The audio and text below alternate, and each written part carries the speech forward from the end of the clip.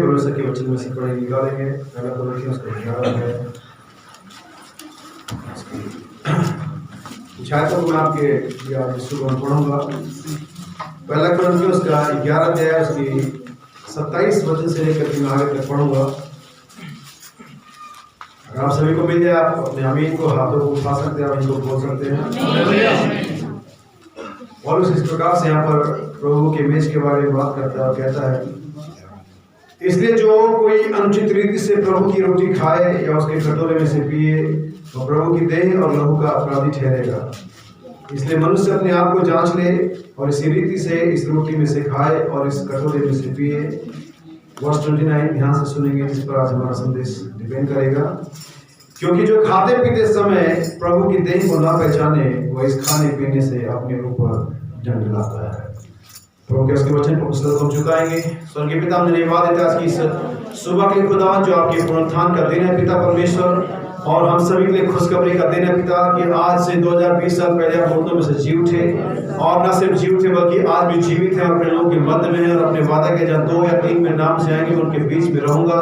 प्रभु इस छोटे से झुंड के लिए पिता, जो इस पठानकोट शहर में यहाँ पर है खुदावन, मैं यीशु मसीह के नाम में इस झुंड पर तेरी आशीष मांगता हूँ प्रभु। मैं चाहता हूँ इस भाई पास्टर दास के लिए खुदावन, मेरे भाई को प्रभु यीशु मसीह के नाम में उनकी हर बीमारी से चंगाई प्रदान करें पिता। और हम विश्वास करते हैं खुदावन कि आप इसे पहले ही कर चुके पिता, क्योंकि सब कुछ एक ऐसा कार्य खुदा जो पहले ही कर दिया गया पिता, और बस उन चीजों को हम गुजरते हुए देख रहे हैं पिता। जब वो समय आएगा, जब पिक्चर का वो रील आएगा आगे पिता, वो चीज हो जाएगी पिता। अब यीशु मसीह में प्रार्थना करता हूं पिता, इस छोटे से झुंड को जहां पर है आशीष करें पिता, मेरे होठों को छुए पिता, मुझे अपने आत्मा से अभिषेक करें पिता, और इस झुंड के जरूरत के मुताबिक अपना वचन आज हमें दे पिता, होने पाए कि आज हमारे लिए जीवन की रोटी बन जाए प्रभु, और हम और ज्यादा नजदीक तेरी उपस्थिति में आ सके पिता। सारी महिमा सारा दर आपको देते प्रभु, अपनी प्रार्थना विनती यीशु मसीह के नाम में मांगते हैं, आमीन। प्रभु में बैठ सकते हैं। हालेलुया हालेलुया हालेलुया बोलेंगे, हालेलुया। मसीह के नाम में आप सभी को जय मसीह की। और आज की सुबह के लिए, और लगभग 1.5-2 साल के बाद मैं पंजाब में हूँ, पठानकोट में।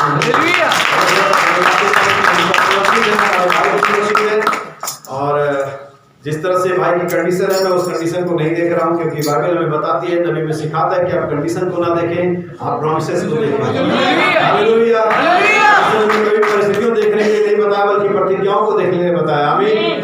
अगर परिस्थितियां देखी जाती तो सारा की कभी संतान ना होता। क्या उसकी परिस्थिति थी कि उसके पास एक संतान होता? नहीं। क्या परिस्थिति थी कि सिर्फ चिल्लाने से यरीहो की सेवा पर रथों की दौड़ होती थी, वो गिर जाएगी? क्या परिस्थिति थी कि यरदन नदी उल्टा चित्र बहने लगेगी? नहीं। क्या ये परिस्थिति थी कि लाल सागर 2 भागों में हो जाएगा? नहीं। और ये हुआ, और ये सब हुआ। बजाय इसके कि इन सब की परिस्थितियां नहीं थी, ये सब चीजें हुई कि किस चीजें संभव हुई परमेश्वर के वचन के द्वारा। थोड़ी देर बाद आप ऊपर जाएं और भाई दास को देखिए और ऑक्सीजन टैंक को देखिए और उनके हाथ देखिए, लेकिन अब तो कुछ नहीं हो सकता। लेकिन मैं सिचुएशन की ओर नहीं देख रहा हूँ, मैं परमेश्वर की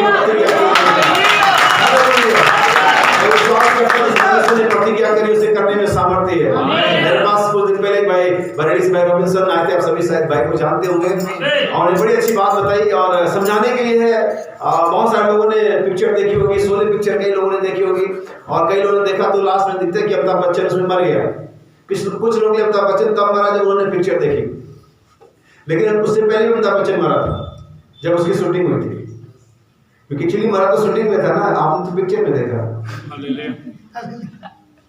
लेकिन उस शूटिंग से पहले ही मरा था। कब मरा था? जब कहानी लिखी गई थी, उस कहानी में मरा था, इसलिए वो शूटिंग में मरा, शूटिंग में मरा इसलिए पर्दे में मरा, यानी वो सब चीजें लिखी जा चुकी थी। हमारी चंगाई, हर एक विश्वासी की चंगाई बाइबल में लिखी है, उसके कोड़े खाने सब चंगे हो चुके हैं। अब जो किताब में है, अभी एक्शन में आएगा और फिर सीन में आएगा।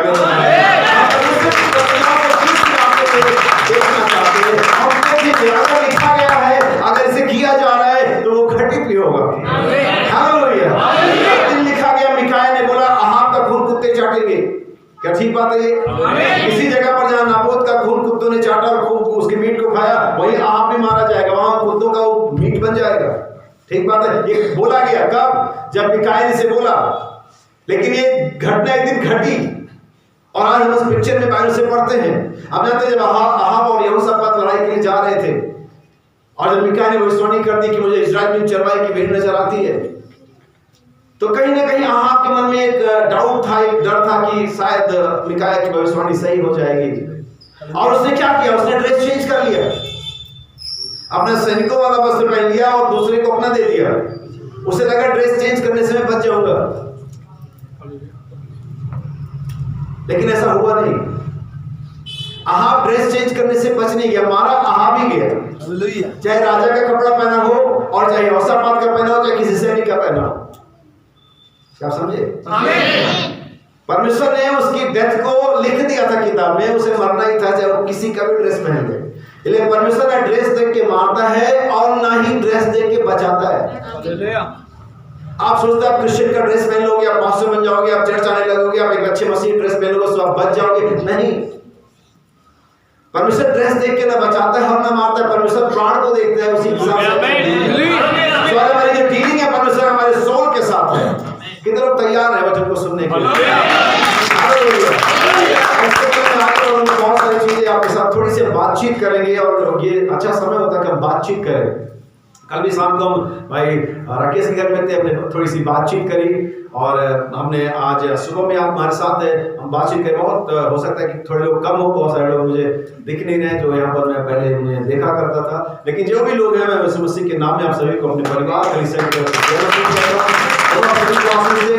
और आज इस जो सुबह में जो संदेश इसके बारे में बात करेंगे वो मसीह के देह को पहचानना, recognising the body of Christ. मसीह की देह को पहचानने के बारे में सुबह बात है। कितने लोग मसीह की देह को पहचानना चाहते हैं?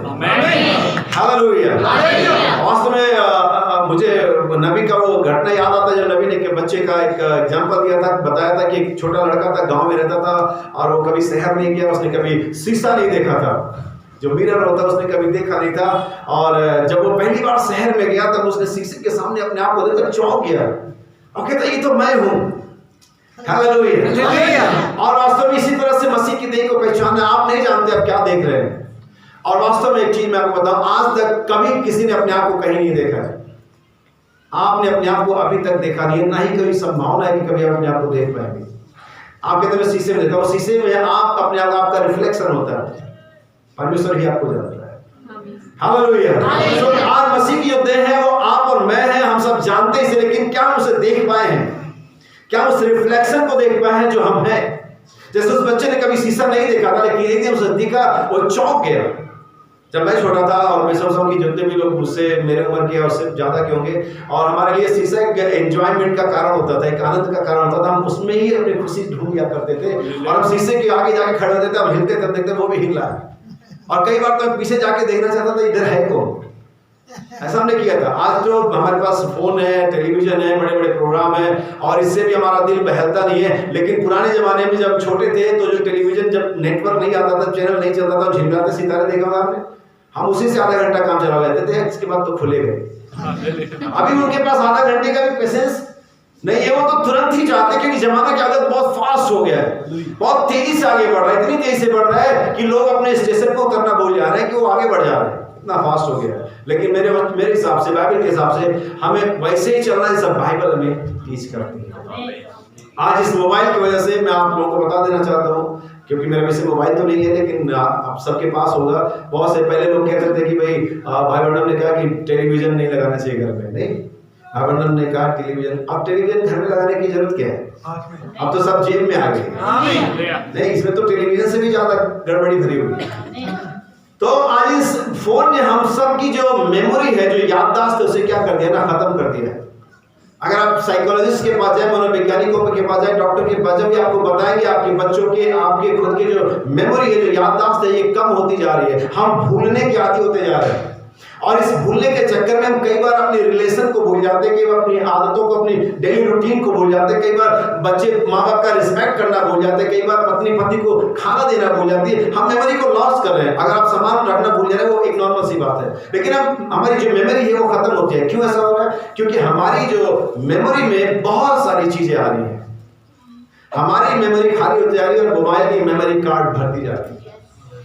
हमारी मेमोरी क्या कर रही है? इस मेमोरी कार्ड में नहीं 256 जीबी कम पड़ जाता, कभी कभी लगता है 1 टेराबाइट होना चाहिए, 1 टीबी तो कम से कम होना चाहिए, क्योंकि हमारी जो मेमोरी वो खत्म होती जा रही है, और इतनी खत्म हो जा रही है कि हम परमेश्वर की प्रतिज्ञाओं को भी याद रखने में अभी क्या है, सक्षम नहीं है। हमारी मेमोरी लॉस हो जा रही है, खत्म हो रही है, और हम कुछ भी याद नहीं कर पाए कि कोई सिचुएशन आता है, कोई मामला आता है, कोई वाक्य आता है, तो उस मामले में वचन क्या कहता है हम इसे याद नहीं कर पाते। नहीं, जबकि आप फोन में आप एक गूगल सर्च मारो तो सारे रेफरेंस एक साथ खुल जाएंगे जिससे रिलेटेड चाहिए आपको। हम कभी कभी इस्तेमाल भी करते हैं उसके लिए, कौन पन्नों को पढ़ते तो चलो गूगल कर लेते हैं। लेकिन याद रखिए, जब हमारी मेमोरी खत्म हो जाती है तो हम उस हालत में आ जाते हैं जैसे उड़ा हुआ पुत्र आ गया था। कहाँ गया था वो? उस हालत में आ गया था जहां पर वो अपनी सब कुछ बर्बाद कर चुका था। तब परमेश्वर ने उसके दिमाग को रीसेट किया, उसको फिर से उस हालत में जहां पर याद कर सके कि मेरे पास एक पिता है, मेरे पास एक गार्जियन है, मेरे पिता के पास अभी भी संपत्ति है। उसके लिए अच्छी बात यह थी कि उसने अपने पिता की संपत्ति नहीं उड़ाई थी, अपनी संपत्ति उड़ाई थी। उसका पिता अभी भी रिच है, उसका पिता अभी भी धनवान है, उसका पिता अभी भी माफ करने में सामर्थ्य है। लेकिन उसके साथ एक अच्छी बात है कि परमेश्वर ने उसकी याददाश्त को लौटाया, और हमने अपने आपे में, बाइबल कहती है जब वो अपने आपे में, इसका मतलब उससे पहले वो अपने आपे में नहीं था, वो अपनी मेमोरी खो चुका था, वो अपनी याददाश्त खो चुका था। और आज कोई भी व्यक्ति जो परमेश्वर से अलग है वो अपने आपे में नहीं है। वो इस बात से भूल चुका है कि परमेश्वर का बेटा और बेटी है, वो इस बात को भूल चुका है कि यीशु मसीह उसके लिए कोड़े खा गए हैं, वो बात को भूल चुका है कि यीशु मसीह उसको लेने आने वाला है। लेकिन परमेश्वर का नाम मुबारक हो, एक दिन हमारी जो मेमोरी हमें याद दिलाई जाएगी, हम फिर लौटने के तैयार हैं। और आज इस सुबह में मैं कुछ नहीं करूंगा, मैं प्रार्थना करूंगा, परमेश्वर से कोशिश करूंगा कि परमेश्वर हमारी मेमोरी को वापस करे, हमें ये बताए कि हम कौन है। नबी कहता है जब आपके पास तब तक विश्वास नहीं हो सकता जब तक आप ये ना जाने कि आप कौन है। इसलिए मेरा संदेश है मसीह की देह को पहचाना, और मैं विश्वास करता हूं कि हम सब उस देह का एक सदस्य हैं। क्या विश्वास करते हैं कि हम उस देह का जिसके लिए यीशु मसीह ने कलवरी पर अपनी जान दी, उस देह का जिसके लिए यीशु मसीह दोबारा आने वाला है, उस देह का जिसके लिए यीशु मसीह ने मार खाते खाते अपना जीवन नहीं खोला, हम उस देह का एक सदस्य हैं। हालेलुया। नबी कहता है जब तक आप ये नहीं जान जाते कि आप कौन हैं, आपका विश्वास नहीं होता है। जब आप ये जान जाते हैं कि आप कौन है, तब आपके पास विश्वास होता है। ऐसा नहीं कि आप विश्वास करें फिर आप जाने कि आप कौन है। हो सकता है कि आप सोचते हैं कि मैं ऐसे बोल रहा हूँ, लेकिन ये जो लेपालक का संदेश है इसमें ये बात लिखी हुई है, और मैं आपको बाद में कोड दे दूंगा। और ये एक्चुअली मेरा साथ मैसेज होता तो इसे अंडरलाइन होता है, भाई विक्की भाई प्रभु आपको आशीष दे, भाई ने मुझे अभी प्रोवाइड किया संदेश। इसी संदेश में कहता है आपको जानना है कि आप कौन है, तब आपके पास विश्वास होता है। क्या आप जाने तैयार है? आइए हम आगे बढ़े, और मैं चाहता हूँ कि एक और आयत पढ़ी जाएगी हमारे साथ, और कोई भी भाई अपनी बाइबल को और अपने माइक को ले लेगा और मेरे साथ इन आयतों को पढ़ता रहेगा, ताकि हम जाने बाइबल के अंदर में दो ऐसी चीजें जिसको भेद कहा गया है, जिसको स्पेशली भेद कहा गया, मिस्ट्री कहा गया है। अगर मैं कहूँ 7 मोहरों के बारे में, उसको ऐसा करके लिखा कि 7 मोहर एक बड़ा भेद, ऐसा लिखा नहीं है, ठीक है। अगर मैं लेपालकपन के बारे में कहूँ तो उसमें भी ऐसा कुछ नहीं है, लेकिन एक पर्टिकुलर चीज को बाइबल कहती है भेद है, और बाइबल कहती है वास्तव में एक सीरियस मिस्ट्री है। मैं चाहता हूँ कि हम उसे पढ़े, और ये आपको मिलेगा 1 तीमुथी 3 अध्याय उसकी 16वीं आयत है। भाई विपरी से पढ़ेंगे मेरे साथ, और उसके बाद हम पढ़ेंगे इफिसियों 5 उसकी 23वीं आयत होगी, जिसे भेद कहा गया है। 1 तीमुथी उसका 3 अध्याय उसकी 16वीं आयत है ये। और इसमें संदेह नहीं कि भक्ति का भेद गंभीर है। इसका भेद बाइबल कहती है भेद क्या है। अब देखिए वो भेद क्या है, सुनिए थोड़ा सा। अर्थात वे जो शरीर में प्रकट हुआ, आत्मा में धर्मी ठहरा, स्वर्गदूतों को दिखाई दिया। इंग्लिश में लिखा है वह, हिंदी में लिखा है वह जो शरीर में प्रकट हुआ, इंग्लिश में लिखा है God was manifest in the flash. और मैं आज इस सुबह फ्लैश के बारे में बात कर रहा हूँ, देह के बारे में बात कर रहा हूँ। God was manifest in the flash. ये मिस्ट्री है कि परमेश्वर जो अदृश्य है, जो सर्वशक्तिमान है, जो स्पिरिट है, जो ठोस नहीं है, जो सॉलिड नहीं है, जो विजिबल नहीं है, वो जो परमेश्वर है, जो पूरा आकाश मंडल ही परमेश्वर है। नबी अपने संदेश में कहता है ऑल स्पेस वाज गॉड। जितना भी अंतर था वो सब परमेश्वर था।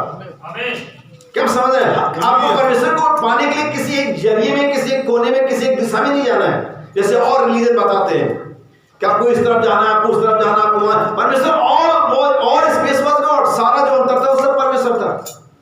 अगर आप इसको समझना चाहें बाइबल के शब्दावली में, बाइबल कहती है यशायाह नबी ने जब परमेश्वर को ऊंचे पर विराजमान देखा, बाइबल के उसके वस्त्र के घेर से मंदिर भर गया। क्या आप कल्पना कर सकते हैं कि परमेश्वर को इतना बड़ा कपड़ा पहना होगा? हर स्क्वायर इंच में परमेश्वर था। अगर मैं बात करूं कि अभी इस परमेश्वर इस बिल्डिंग में, इस भवन में, परमेश्वर इस बिल्डिंग के कौन से पोर्शन में? एवरीवेयर। क्योंकि वो सीमित नहीं है, वो इनफिनिट गॉड है, वो असीमित परमेश्वर है। वहां से लेकर यहां तक परमेश्वर है। सारी जगत उसकी उपस्थिति से भरी हुई है। साम 19 कहता है वो सूर्य किनारे महल से निकलता है, इधर से लेकर उधर तक चक्कर मारते, उसकी गर्मी हर एक को पहुंचती है, लाइक अ सन। समझ में आ रही है लोगों को?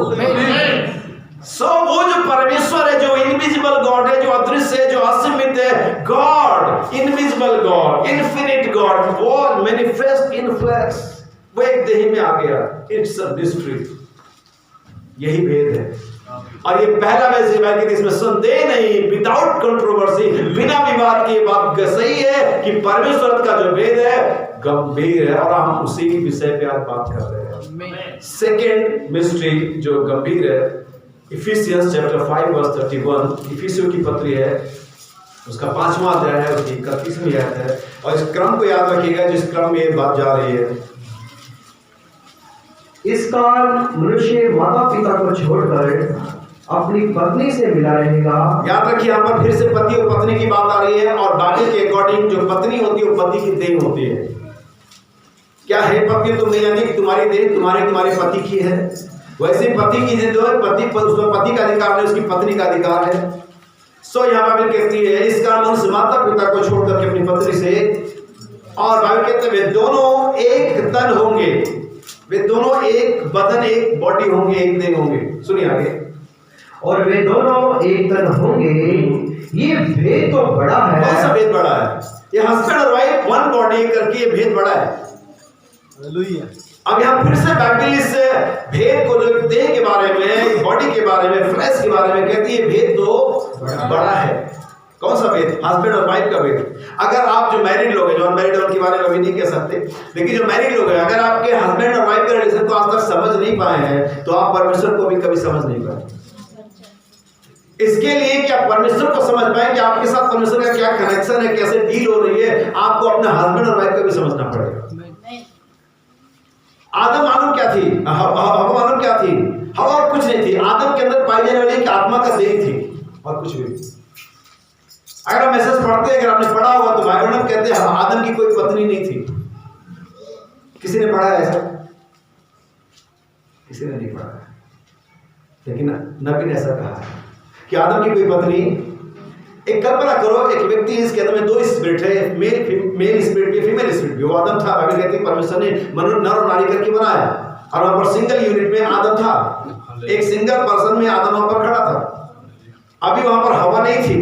फिर परमेश्वर ने एक बॉडी बनाई, एक स्ट्रक्चर बनाया जो आज औरतों की तरह दिखता है, और उस स्ट्रक्चर में नबी कहता है परमेश्वर ने स्त्रीण आत्मा, फीमेल स्पिरिट जो आदम में थी, निकाल करके उसमें उस देह में डाल दी। सो हवा जो थी वो सिर्फ एक बॉडी थी उस स्पिरिट की जो आदम में था। अगर मैं इसे ऐसे कहूं तो हवा अपने आप में कुछ भी नहीं थी। हवा सिर्फ आदम की परछाई थी, रिफ्लेक्शन थी उस स्पिरिट की एक बॉडी थी जो आदम में थी। सो बॉडी मसीह की देह, मैं और आप, हम कुछ नहीं है, वी आर ओनली बॉडी। इसलिए हमें मसीह की देह कहा जाता है, we are body of Christ, और कुछ नहीं। आप अगर आप अपने से कुछ कर, आपकी अपनी स्पिरिट काम करती है आपकी बॉडी में, आप मसीह की देह के सदस्य नहीं है। क्योंकि आदम में, हवा में आदम की आत्मा थी, इसके लिए वो उसकी पत्नी थी। इसके लिए वो पत्नी नहीं थी, उसका विवाह उसके साथ हुआ था। इसके लिए वो पत्नी थी कि औरत की तरह दिखती थी, इसलिए पत्नी थी क्योंकि उसकी आत्मा उसके अंदर में थी। आप इसलिए मसीह की देह नहीं हो जाते हो क्योंकि आप चर्च आते हो, क्योंकि आप चर्च की तरह दिखते हो, क्योंकि आप आराधना करते हो, इसके लिए आप मसीह की दुल्हन नहीं हो जाते हो। इसके लिए होते हैं कि मसीह का आत्मा आप में रहता है। आप चर्च के लायक दिखते हो, आप चर्च नहीं हो जाते हो। क्या आप समझे? सो फिर से एक बार रिपीट करते शायद को, ये भेद तो बड़ा है। कौन सा भेद? पति और पत्नी का भेद। फिर से इसे रिपीट करो, ये भेद बड़ा है। हमने पहले पढ़ा विदाउट कंट्रोवर्सी, बिना संदेह के बात गंभीर है कि परमेश्वर देह में प्रकट हो, वो भेद। और फिर दूसरा भेद, यह भेद तो बड़ा है। और मैं मसीह और कलीसिया के विषय में कहता हूँ। बस मैं मसीह और कलीसिया के विषय में कहता हूँ। मेरा भी आज वही मतलब है, मसीह और कलीसिया के बारे में। मैं आपकी स्थिति नहीं जानता, मैं आपके विश्वास के स्तर को नहीं जानता, मैं नहीं जानता कितने दिन से मसीह में, मैं नहीं जानता कि आप कितनी प्रार्थना करते हैं, मैं नहीं जानता कैसा जी रहे, मैं नहीं जानता। मैं यहाँ पर किसी को मुश्किल से एक दो लोगों को जानता हूँ तो जानता हूँ, पर्सनली आपका लाइफ नहीं जानता। इवन आपका पास्टर भी आपको हर समय चेक नहीं कर सकता, कोई मनुष्य आपको चेक नहीं कर सकता एवरी टाइम, परमेश्वर आपको चेक करता है। लेकिन हमारी प्रॉब्लम ये है कि हम हर समय किसी मनुष्य के सामने अच्छा दिखने का कोशिश करते हैं। हम बहुत सारी बेवकूफी भरी बातें करते हैं मसीही जीवन के अंदर में। हम बहुत सारी ऐसी बातें करते हैं जिससे परमेश्वर को कुछ लेन देन और सोचते हैं यही सही है। हम हर बार अपने पास्टर को, अपने हस्बैंड को, अपनी वाइफ को, अपने बच्चों को, चर्च को दिखाने की कोशिश करते हैं, I'm a Christian, मैं बहुत अच्छा चल रहा हूं। आप उसको क्यों दिखा रहे हो? आपके पास परमेश्वर का एक्सपीरियंस नहीं, इसलिए आप उसको दिखा रहे हो। बच्चे टीवी देखते हो, माँ बाप आते हैं तो बच्चे एकदम बंद कर देते हैं, अगर करते हो, पता नहीं करते नहीं करते, वैसे तो कर देना चाहिए कि डर के थोड़ा बहुत कर दे, लेकिन बच्चे अगर करते तो किससे डरते? माँ बाप से। अगर तो किसी फैमिली में टेलीविजन चल रहा है, कुछ गड़बड़ चल रहा है, पास्टर साहब आ गए, ढक्कन आने लगा, तो लोग सब एकदम से मेन स्विच ऑफ कर देते हैं। क्यों? सीरियल से कौन ऑफ करे, टाइम लगेगा उसमें, तो मेन स्विच क्या कर देते हैं। तो किससे डर रहे हो? वो चर्च के भाई से, पास्टर से, ढक्कन एंडर जो भी है, उनको उसका एक्सपीरियंस है, उनको परमेश्वर का एक्सपीरियंस नहीं है कि परमेश्वर वहां तब भी देख रहा था जब वो ढक्कन पास्टर नहीं थे। तो आप लोगों का एक्सपीरियंस या हम लोगों का एक्सपीरियंस किसके साथ चल रहा है? मनुष्य के साथ, और यही हमारी प्रॉब्लम है। और इसीलिए हम उस लेवल तक कभी नहीं पहुंचे, ना ही पहुंच पाएंगे जहां हमें पहुंचना था। लेकिन हम जब तक परमेश्वर के साथ एक्सपीरियंस नहीं लेंगे तब तक हम पहुंच ही नहीं पाएंगे। आप जानते हैं बहुत सारी नदियों में आपने देखा होगा, जब बाढ़ आती है, नदियां धारा के साथ चलते हैं, तो बहुत सारे लकड़ी के जो लट्ठे होते हैं, जो वुड लॉग होते हैं, वो उसके साथ बहते हैं और वो धारा उन्हें क्या करती है? बहाती है। लेकिन आपको मानने की बात है कि वो कहीं पहुंचते नहीं है, क्योंकि उनका कोई डेस्टिनेशन नहीं होता, उनको कोई गाइड नहीं कर रहा होता, वो बस धारा के साथ क्या रहते हैं? बहते रहते हैं, वो लकड़ी के लट्ठे। और क्रिश्चियंस बिलीवर्स ऐसे चल रहे हैं, धारा के साथ बह रहे हैं, उनको कहीं पता नहीं जाना कहां है। जैसे आज का समाज, आज के यूथ देखो, मैं अपने चर्च में बताता हूं, हमारे अपने बेटे को बताता हूं, हम बहुत पढ़ लिख रहे हैं लेकिन किसी को जॉब नहीं मिल रही, क्योंकि जो पढ़ाई लिखे बिना डेस्टिनेशन के चल रही, बस पढ़ रहे हैं, और सब पढ़े लिखे बेरोजगार बैठे। पढ़े लिखे सब है लेकिन रोजगार किसी के पास है नहीं, क्योंकि वो जो पढ़ाई की गई है बिना मतलब के, बिना डेस्टिनेशन के, बिना लक्ष्य तय किए की गई। हम आखिर में इस पढ़ाई से करना क्या है? हमने पढ़ तो लिया, हमने एमए, बीएड, एमकॉम, बीकॉम, पता नहीं कौन कौन सा काम कर लिया, लेकिन नौकरी, क्योंकि पढ़ाई जो हमने करी बिना किसी निर्धारण किए, बिना लक्ष्य तय किए, बिना डेस्टिनेशन के किया, और हम पढ़ लिखे लेकिन जॉबलेस।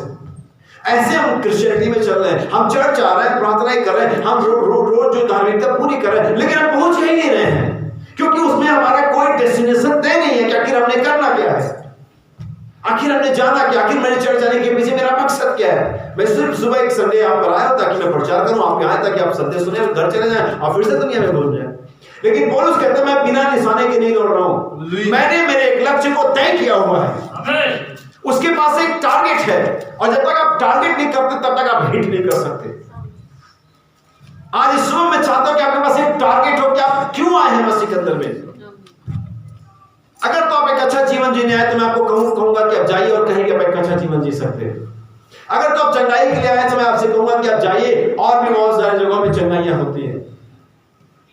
लेकिन अगर मेरा और आपका मकसद आज इस सुबह में यह नहीं है कि हम अनंत जीवन में जाएं, मेरा लेख पालक बनो, मैं मरे में से जी उठने के पद तक पहुंचूं, तो हमारा आज क्रिश्चियनिटी में आना व्यर्थ है। मैं किसी मकसद के तहत आया हूं यहाँ पर, मैंने एक टारगेट बना रखा है कि मैंने ये करना है। बहनों, आपने क्या बनाया टारगेट? या सिर्फ चर्च आना जाना, भाइयों के पास सिर्फ चर्च आना, फिर अपनी नौकरी में चले जाना, और फिर सुबह शाम की दुआ करना, और ये काफी होगा? मेरे ख्याल से नहीं होगा। लेकिन आज इस भेद को हमें जानना पड़ेगा कि मसीह की देह क्या है, क्योंकि भाई जो खाते पीते समय प्रभु की देह को ना पहचाने, वो अपने खाने पीने पर डर लाता है। We must recognize the body of Christ. हमें जरूरी है कि हम मसीह की देह को पहचाने।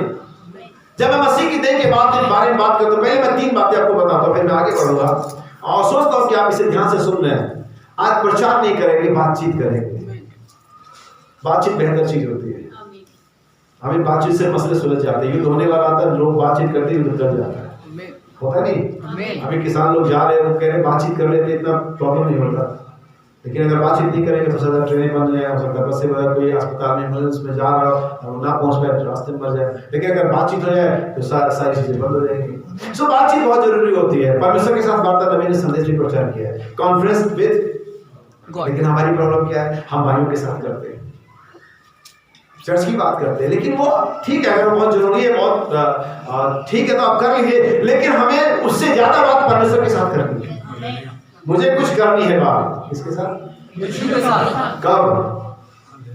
गाना बताओ ना। आज, कल नहीं, कल करेंगे, कल टाइम करेंगे, कल छुट्टी नहीं, आज, अभी, कल नहीं, आज। मैंने कुछ करनी है बात, यीशु आज दे दे, कल नहीं। गाना बनाने वाले बड़े सही बनाते हैं, अगर हम उसे अप्लाई करें। कितने लोग बात करना चाहते हैं परमेश्वर के साथ? हालेलुया। आप ये तो आप खड़े हैं, मैं खड़ा हूं। मैंने कहा ना, ये मेरी बॉडी है, और वो जो हवा थी वो सिर्फ एक देह थी जिसके अंदर में आदम की ही आत्मा थी, और मैं यहाँ पर खड़ा हूं सिर्फ एक बॉडी के, एक इंस्ट्रूमेंट के तौर पर, एक माउथ पीस के तौर पर। लेकिन जो आत्मा, परमेश्वर का आत्मा बात करता है। बाइबल के लिए बोलने वाले तुम नहीं, कि तुम्हारे पिता की आत्मा है जो बात करती है। लेकिन आज हमारी प्रॉब्लम यह है कि हम कलीसिया के माउथपीस बन गए, हम भाई और बहनों के माउथपीस बन गए, हम किसी राजनीतिक पार्टी के माउथपीस बन गए, हम किसी अपने फेवर वाले के माउथपीस बन गए। लेकिन एक देह जो मसीह की देह है, वो मसीह की माउथपीस है। हालेलुया। अगर हम मसीह की बात नहीं कर रहे, मसीह का माउथपीस नहीं बन रहे, तो याद रखिए शैतान आपको इस्तेमाल कर रहा है। अब जानते हैं शैतान कैसे इस्तेमाल करता है? कभी आप लोगों ने सिगरेट पीने वाले व्यक्ति को देखा होगा, आपने कभी सिगरेट पी होगी पुराने जमाने में, पहले समय में। वो सिगरेट जब तक तो उसमें तंबाकू रहता है, तब तक तो उसका कस लिया जाता है। जैसे वो तंबाकू खत्म होता है, उसे बुझा करके पैरों के नीचे कुचल दिया जाता है। ऐसा होता है। शैतान ऐसे इस्तेमाल करता है। अगर आप समझ नहीं पाएंगे अपने आप को, अगर आप उसके ट्रैप से, जाल से निकल नहीं पाएंगे, वो आपको तब तक इस्तेमाल करेगा कलीसिया में जब तक कि आपका पूरा इस्तेमाल ना कर ले। इसीलिए पारक संदेश में नबी ने बोला इस बात को, किसी भी जन को शैतान अपने जन को कलीसिया में भेजेगा, और उसके पीछे से, उसके द्वारा उन छिड़काव को भी, उस जहर को लेकर के, पॉइजन को लेकर के कलीसिया को पोल्यूटेड कर देगा। और वो व्यक्ति क्या बन जाता है? किसी का माउथपीस। जैसे किसी ने किसी को बात करनी है, मैंने किसी भाई को बोलना है, लेकिन मेरा समझ किया ठीक है, मैं चाहता हूँ कि मैं नेगेटिव ना बनूं, मैं विलेन ना बनूं, मैं किसी भाई को बोलूंगा, भाई देखो आजकल क्या हो रहा है, और मुझे पता है भाई थोड़ा कच्चा है, बोल पड़ता है, और वो जाके बोल देगा, और वो भाई का तो उसके साथ हो जाएगा, और ये जो भाई है इसके साथ बना रहेगा। लेकिन बोला बात इसी की थी। मैं बाइबल में से दिखाना चाहता हूँ आपकी बातों, कितने लोग देखना चाहते हैं। और ये आपको मिलेगा पहला राजा 21 अध्याय, उसकी 12वीं आयत मिल जाएगा आपको। ये फर्स्ट किंग चैप्टर 21 वर्स 12। और थोड़ा सा समय लग सकता है आपको, और मैं सोचता हूँ कि हमारे लिए समय की कोई प्रॉब्लम नहीं है। हालांकि मुझे 3 बजे शायद मेरी ट्रेन है, लेकिन कोई बात नहीं, मैं विश्वास करता हूँ कि हम उससे पहले उठेंगे यहाँ से। First king chapter 21 verse 12। और अगर आप इस स्टोरी को जानना चाहेंगे, आप पूरा स्टोरी घर में जाकर पढ़िएगा। ये नाबोत की बारी के बारे में जिसे अहाब चाहता था, ठीक है। और अहाब ने नाबोत को ऑफर भी किया कि इसके बदले में तुझे दूसरी बारी दे दूंगा, या रुपया दे दूंगा, इसको खरीद दूंगा, वगैरह वगैरह। लेकिन नाबोत कहता है मेरे पुरखों की जमीन है, और मैं इसे तुम्हारे हाथ नहीं दे सकता। राजा को इनकार कर दिया उसने। किसको इनकार कर दिया? ठीक है भाई, आप बैठिए, थोड़ा सा पहले आप बैठ के पढ़िए, कोई बात नहीं, आप उसको समझाऊंगा। तो उसने राजा को इनकार कर दिया। और मैंने कुछ दिन पहले संदेश प्रचार किया अपने चर्च में, लर्न टू से नो, मना करना सीखो। क्या करना सीखो? दुनिया में आज विशेष करके यूथ के लिए ये सबसे कठिन शब्द है, से नो। मोबाइल के लिए आपसे कहा बच्चे मोबाइल मत देखो, उनके लिए बहुत खतरनाक है मोबाइल को मना करना, है नहीं है? इस 2 शब्द का इस्तेमाल हवा नहीं कर पाई। सिर्फ इतना तो कहना नहीं, डिस्कस नहीं करनी थी शैतान के साथ, वार्तालाप परमेश्वर के साथ करनी है। वार्तालाप जो है, डिस्कस है परमेश्वर के शैतान के साथ, सिर्फ 2 अक्षरों का शब्द इस्तेमाल करना, नो, डिस्कस नहीं करनी उसके साथ। लेकिन हम शैतान के साथ डिस्कस करते हैं, बीच का रास्ता निकालते हैं, ये हमारा पागलपन है। कोई बीच का रास्ता नहीं शैतान के लिए। शैतान का सामना करो, तुम्हारे सामने से किसने राजा को मना कर दिया? अगर आप देखेंगे डैनियल ने राजा का खाना खाने से मना कर दिया था। कितने लोगों को मालूम है? आमीन। डैनियल ने राजा का खाना खाने से मना कर दिया। गुलाम देश में था, गुलाम था और किंग का ऑर्डर था ये। हम कई बार बहाने वाले क्या करें, हमारे बॉस ने कहा था। एक्सक्यूज कितना बढ़िया है, आपको कुछ कह भी नहीं सकता। नौकरी करनी तो बॉस की बात माननी पड़ेगी, नहीं माननी अगर वो वचन के अगेंस्ट है। लर्न टू से नो। यूसुफ कौन था? गुलाम था और राजा था। यूसुफ गुलाम था। कहां अपने मालिक के स्वामी के खुला ऑफर मिला था उसे। बहुत से बिलीवर कहते हैं मैं व्यभिचार नहीं करता, ओ मैं बहुत बढ़िया हूं। व्यभिचार ना करना आपकी अच्छाई का प्रमाण नहीं। बहुत सारे लोग नहीं करते। एक बिलीवर आकर करके मैं व्यभिचार नहीं करता तो इसमें कोई बड़ी बात नहीं। बहुत सारे लोग नहीं करते, लेकिन वो है बिलीवर जो ऑफर मिलने के बाद भी मना करते। आप नहीं करते, आपको ऑफर तो नहीं मिला ना कभी। मिलता तो पता नहीं क्या होता। मिलने के बाद आप मना करें तब तो बात समझ में आती है। मैं नहीं करता, हो सकता तुम अच्छे दिखते रहो तो तुम्हारे साथ कोई मौका नहीं मिलता। लेकिन बाइबल कहती है यूसुफ रूपवान और सुंदर था। क्या नहीं कहती बाइबल? उसकी पोतीफर की वाइफ ने उसे ऑफर दिया और यूसुफ ने मना कर दिया। गुलाम था वो भी, डैनियल भी गुलाम था। हमारे पास कोई स्कीम नहीं, ये हो गया था, वो हो गया था, नौकरी, बॉस, रुपया, पैसा, कोई भी नहीं। आपको सीखना है शैतान के ऑफर को नो बोलना। इज़राइल नाबोत ने कहा ये जमीन मेरे पुरखाओं की है, उसने मना कर दिया देने के लिए। और राजा अहाब बड़ा इरिटेटिंग पर्सन था। कई बार आप बाइबल पढ़ेंगे तो बड़ा प्रसन्न हुआ, मूड ऑफ हो गया, चले गया। इससे पीछे भी हुआ था इसका, जब उस नबी ने उसको बताया था कि तेरा न्याय तुझ पर आ पड़ेगा। और यहाँ पर ये क्या हो गया? प्रसन्न हो गया। बाइबल कहती है गुस्से में जाकर के घर में लेट गया, जैसे कि औरतें करती है बिना खाना खाए। ये आदमी था, औरत पता ही नहीं लगता। एक तरह से औरत ही हड्डी नहीं थी स्पिरिट की। और ये लेट गया। जब उसकी वाइफ आती कहती क्या प्रॉब्लम है, तो कहता है यार ऐसा ऐसा था, नाबोत की बारी थी, मुझे बहुत पसंद है, मैंने उसको ऑफर भी किया था कि पैसा दे दूंगा या कहीं और दे दूंगा प्लॉट वगैरह, तुझे मना कर दिया। इज़राइल कहती है कोई चिंता नहीं, तू खा पी, मैं दिलवाऊंगी तुझे। आमीन। तो कहती मैं दिलवाऊंगी तुझे। और वो उसने खाना पीना खाया, उसने अहाब का लेटर पैड उठाया और उस पर चिट्ठियां लिखी उस स्टेट में, उस शहर में जहां पर नाबोत रहता था, और उनके गवर्नरों को लिखा कि ऐसा ऐसा करो, तुम लोग उपवास का प्रचार करो और 2 नीचलों को गवाही के लिए उठाओ। और राजा की मुट्ठी की छाप लगाई उस लेटर पैड पे, और उन्होंने वैसा किया। और बाइबल कहती तब 2 नीच जन, अब पढ़िए, और नाबोत को लोगों के सामने ऊंचे स्थान पर बिठाया। तब 2 नीच जन, दो नीच जन। अच्छा मुझे मेरे भाई मेरे बहनों बताओ, इन 2 नीच जनों का नाबोत से, इजाबेल से, अहाब से, उन गवर्नर से कुछ लेन देन था? इनका कोई मैटर था? इनको मतलब था आपको बारी मिले ना मिले, नाबोत दे ना दे। ये है कौन? माउथपीस। जब आपका मैटर नहीं है, जब आपसे मतलब नहीं है, जब आपका कनेक्शन नहीं है, जब आपको दुख दर्द नहीं है, आप दूसरों का माउथपीस क्यों बनते हो? आप दूसरों की बात दूसरों के थ्रू क्यों पहुंचा रहे हो? जब आपसे मैटर नहीं है, जब पास्टर ने आपके लिए नहीं बोला, या चर्च ने आपके लिए नहीं बोला, या भाई ने आपके लिए, आप दूसरों का माउथपीस बनते हो, आप नीच जन हो बाइबल के अकॉर्डिंग। इनको उस मैटर से कुछ लेन देन ही नहीं था, लेकिन इनको शायद पैसे का लालच मिला हो, शायद रुतबे का लालच मिला हो। अच्छा रुतबे का भी लालच शैतान देता है। जैसे हवा को दिया, तुम परमेश्वर की सेवा हो जाओगे, दिया था, उसको होना था या थी? बेवकूफ थी जो उस ऑफर को ले रही, जो ऑलरेडी है। शैतान कहता है तुम पादरी बन जाओगे। शैतान को बोलो मेरे भाई, मेरे बहन, मेरे बच्चे, जो भी सामने है, कहता बाइबल कहती है उसने हमें राजा याजक बनाया ऑलरेडी। इसका मतलब तुम गोरा पास जहां 10 मास मिल सके। याजक तुम ऑलरेडी है। कौन यहाँ पर जो याजक नहीं है? क्या बाइबल लिखी उसने हमें राजा और याजक बनाया? आप संदेह करते हो बाइबल पर? क्या हम याजक है और नहीं है? हम हैं, लेकिन लालच है कि वो 10 मास वाला याजक बनना है। अरे याजक याजक होता है, समझ में आ रही बात? सो ये माउथपीस कलीसिया मसीह का माउथपीस है। अगर बाइबल के तुम्हारे मुंह से सिर्फ धन्यवाद ही सुना जाए, क्या सुना जाए? धन्यवाद ही सुना जाए। हम परमेश्वर के माउथपीस है, मानो परमेश्वर हमारे द्वारा समझाता है। और उसने ऐसा बोला, ये नीच जनते जिन्होंने झूठी झूठी गवाही दी, दूसरे की बात कही और कहा नाबोत ने परमेश्वर की और राजा की निंदा करी। इस निंदा में ब्लास्फेमी में उसे फंसा दिया, उसे मार दिया गया।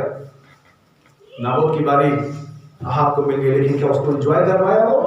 उसी दिन से जब परमेश्वर ने उसको बताया, उसने टाट तोड़ ली, बल्कि दबे पांव चलने लगा। परमेश्वर ने प्लान को थोड़े समय के लिए पोस्टपोन कर दिया। सो बाइबल बताती है कि कलीसिया मसीह का माउथपीस है। मैं और आप जो है कुछ और नहीं, परमेश्वर के रिफ्लेक्शन को लेकर के आए हैं। सो बाइबल में हमने दो जगह देखा, दो भेद है। पहला भेद परमेश्वर का देह में प्रकट होना और दूसरा देह मसीह का अपनी देह में प्रकट होना। परमेश्वर जो सर्वशक्तिमान है, इन्फिनिट गॉड है, इनविजिबल गॉड है, वो एक देह में आता है। परमेश्वर जो असीमित है, अपने आप को सीमित करता है। कहां लेकर के आता है? देह में लेकर। कौन सी देह में? मसीह के देह में। अब मैं आपके लिए कुछ कोट्स को पढ़ूंगा। कितने लोग से सुनना चाहते हैं? संदेश से पवित्र आत्मा किस लिए दिया जाता है? कितने लोग जानते हैं संदेश 3 भागों में?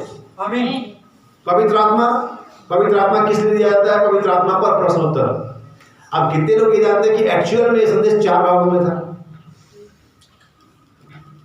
नहीं जानते आप लोग? दरअसल ये संदेश 4 भागों में था। पवित्र आत्मा किस लिए दिया जाता है? मैं पवित्र आत्मा कैसे पाता हूं, और उस संदेश को कि मैं पवित्र आत्मा कैसे पाता हूं, बाइबल ने प्रिंट होने नहीं दिया। और इसके लिए मैं बाइबल को थैंक यू बोलना चाहता हूं। आपने बड़ी अजीब बात है, वरना सारे लोग एक ही पैटर्न पे चले जाते हैं कि मैं पवित्र आत्मा कैसे पाऊं, जबकि सबका पवित्र आत्मा पाने का पैटर्न अलग अलग है। सबकी कॉलिंग अलग अलग है। सब परमेश्वर के देह में, मसीह के देह में अलग अलग तरीके से बुलाए गए हैं अलग अलग काम करने के लिए। सो ये संदेश 4 भागों में है कि मैं पवित्र आत्मा किस लिए दिया जाता है और मैं पवित्र आत्मा कैसे पाता हूं। देखिए इसी बात में मैंने इसे खो भी दिया।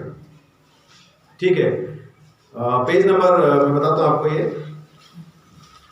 पेज नंबर 77 है, पैराग्राफ 20 है ये।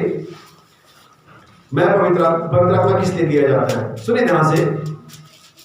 अब हम परमेश्वर अर्थात पिता के विषय में सोचते हैं, जैसा कि यीशु ने वहां पर कहा था, पिता परमेश्वर, पुत्र यीशु के रूप में, परमेश्वर पवित्र आत्मा जैसा हम इसे कहते हैं। अब इसका मतलब यह कतई नहीं है कि 3 अलग अलग व्यक्ति है या 3 अलग अलग परमेश्वर है, या तो इसका अर्थ तो यही है कि एक ही परमेश्वर जो 3 कार्य स्थितियों में है। बाइबल कहती है परमेश्वर ने नर और नारी करके मनुष्यों की सृष्टि की। सृष्टि के दिन उनका नाम आदम रखा। उनका बहुत सारे, एक ही नाम था, आदम। याद रखिए इस चीज को। नबी आगे कहता, हम इसे इस प्रकार कह सकते हैं, जो कुछ परमेश्वर में था उसने मसीह में उंडेल दिया। किसमें? मसीह कौन है? अदृश्य परमेश्वर का दृश्य रूप। मसीह कौन है? कलीसिया का सिर। लेकिन आपको बाइबल की आयत में दूंगा, मसीह कलीसिया देह का सिर भी और देह भी है। मैं कौन हूं? आप कौन है? हम और कुछ नहीं, उसकी आत्मा का एक निवास स्थान है। क्या सुनिएगा, हम इसे इस प्रकार कहते हैं, जो कुछ परमेश्वर में था उसने मसीह में उंडेल दिया, क्योंकि उसने स्वयं को शून्य किया, उसने उसे मसीह में उंडेल दिया और उसमें परमेश्वर की सारी परिपूर्णता सदैव वास करती थी। किसमें? मसीह के अंदर में परमेश्वर की सारी परिपूर्णता सदैव वास करती थी। अब यहाँ पर मेरा पॉइंट है जो आपको मैं सामने रखना चाहता हूं कि जैसे मसीह में पूरा परमेश्वर पाया जाता था एक देह के अंदर में, वैसा कलीसिया में नहीं है कि एक व्यक्ति में सारा परमेश्वर पाया जाए। यही भेद है मसीह की देह में और परमेश्वर की देह में और मसीह की देह में। जैसा कि मैं इसे बाइबल से दिखा चुका हूं, इसमें संदेह नहीं कि परमेश्वर देह में प्रकट हुआ और वो मसीह था। लेकिन इसमें भी कोई संदेह नहीं कि पति और पत्नी 2 नहीं बल्कि एक देह होते हैं, और ये भेद बड़ा है। लेकिन मैं मसीह कलीसिया के विषय में कहता हूं, ध्यान समझना। मैं नहीं जानता कि आप इसे देख पा रहे नहीं देख पा रहे, लेकिन मैं प्रार्थना करता हूं, कोशिश करूंगा कि प्रभु आपको समझा दे। जो कुछ परमेश्वर में था वो मसीह में, जो कुछ भी परमेश्वर में था मसीह में उंडेला गया, और जो कुछ मसीह में था उसने अपनी कलीसिया में उंडेल दिया। 1 मिनट, जो कुछ परमेश्वर था मसीह में उंडेला गया, ठीक है? और जो कुछ मसीह में है, तो मसीह में क्या था? परमेश्वर। मसीह में क्या था? परमेश्वर। तो कलीसिया में क्या होने लगा? परमेश्वर। क्योंकि मसीह में कुछ था ही नहीं। जो कुछ परमेश्वर में था वो मसीह में होने लगा, जो कुछ मसीह में था वही तो मसीह में था जो परमेश्वर में लगा था उसमें। हालेलुया। जैसे मान लीजिए कि इस फोन को मैं इस स्टैंड में रखता हूं और कहता हूं ये स्टैंड में ये फोन है, और फिर ये और जो कुछ इस स्टैंड में आता है तो इसमें वही आएगा जो इसमें आया ऑलरेडी। जो कुछ परमेश्वर में था मसीह में, मसीह में कौन था? परमेश्वर दुनिया के साथ मेल मिलाप कर रहा था, और जो कुछ मसीह में था वही परमेश्वर अब कलीसिया में है। याद रखना, उसने जो कुछ मसीह में था अपनी कलीसिया में उन्हें दिया। नबी यहाँ पर कहता है किसी व्यक्तिगत मनुष्य में नहीं, नॉट इंडिविजुअल, किसी व्यक्तिगत मनुष्य में नहीं, ध्यान सुनना, किसी व्यक्तिगत मनुष्य में नहीं, वरन संपूर्ण देह में अपने अपने उसने स्वयं को उंडेल दिया था, संपूर्ण देह में। और कोई भी देह एक हिस्से से, एक हाथ से कोई देह नहीं बनता, एक पैर से कोई देह नहीं बनता, एक आंख से कोई देह नहीं बनता, हमारी सारे अंग मिल करके एक देह बनते हैं। ना मैं आपको आगे क्या पढ़ूंगा, पहला कुरिन्थियों 11 अध्याय उसकी 27वीं आयत है ये, 1 Corinthians chapter 11 verse 27। Praise the Lord. बहुत ही ध्यान से सुनना और समझना। अगर आप अभी नहीं बोले, ताली नहीं बजा रहे, कोई बात नहीं, लेकिन अगर आप समझ रहे हैं, सुन रहे हैं, बहुत बड़ी बात है। हाँ, पुरुष को अपना सिर ढांकना उचित नहीं। नहीं, ये दूसरा पहला कुरिन्थियों 12 की बात, 1 Corinthians chapter 12 verse 12, पहला कुरिन्थियों उसकी 12 की बात। क्योंकि जिस प्रकार देह तो एक है और उसके अंग बहुत से हैं। अब ये हम क्या हैं? आप ये नहीं कह सकते कि मैं एक मसीह की पूरी देह हूं, नहीं, हम देह तो मिलाकर के एक देह, यूनिवर्सल बॉडी, इसीलिए वन बॉडी रेवलेशन आपके लिए जरूरी है।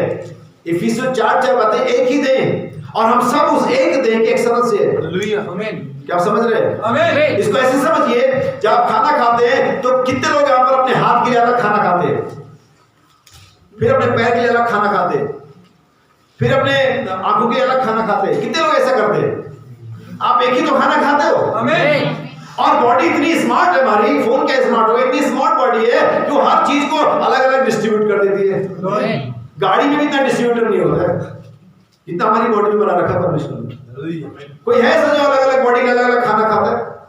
नहीं। आप अलग अलग दवाई लेते होंगे कि वो मछली का तेल 7 सीज वगैरह सीकॉट लेना है, आंखों में रोशनी आती है, वो खाना नहीं है। लेकिन आप खाना खाते हैं, आप पूरी बॉडी के लिए खा रहे होते हैं। और वैसे ही परमेश्वर जिसने हमारी इस बॉडी को इतने स्मार्ट बनाया है, अब आपको स्मार्टनेस की बताऊं, आपको उसकी हार्डनेस की बात बताता हूं। इसी हाथ से मैं एक लोहे के हैंडल को, जो हैंडपंप है कोई चलाता रहता है, वो खींच जाता है और मुझे कई बार बदलना पड़ता है। मेरे गांव में जब हैंडपंप होता था, हमने कई बार उस हैंडल को लगभग 6 महीने बदल देते थे।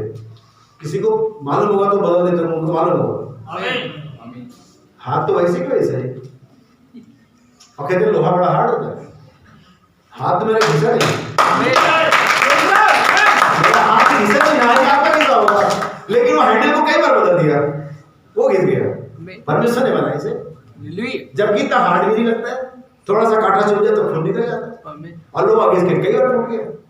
इतना स्मार्ट बॉडी को वही स्मार्ट परमेश्वर, वही रचयिता परमेश्वर अपने भोजन को कलीसिया में देता है। यहाँ हर तरह के लोग बैठे हुए, छोटे बच्चे, स्त्रियां हैं, बुजुर्ग हैं, नए हैं, पुराने हैं, कम है, ज्यादा, वो एक ही भोजन जा रहा है, हर व्यक्ति डिस्ट्रीब्यूट हो जा रहा है, हर व्यक्ति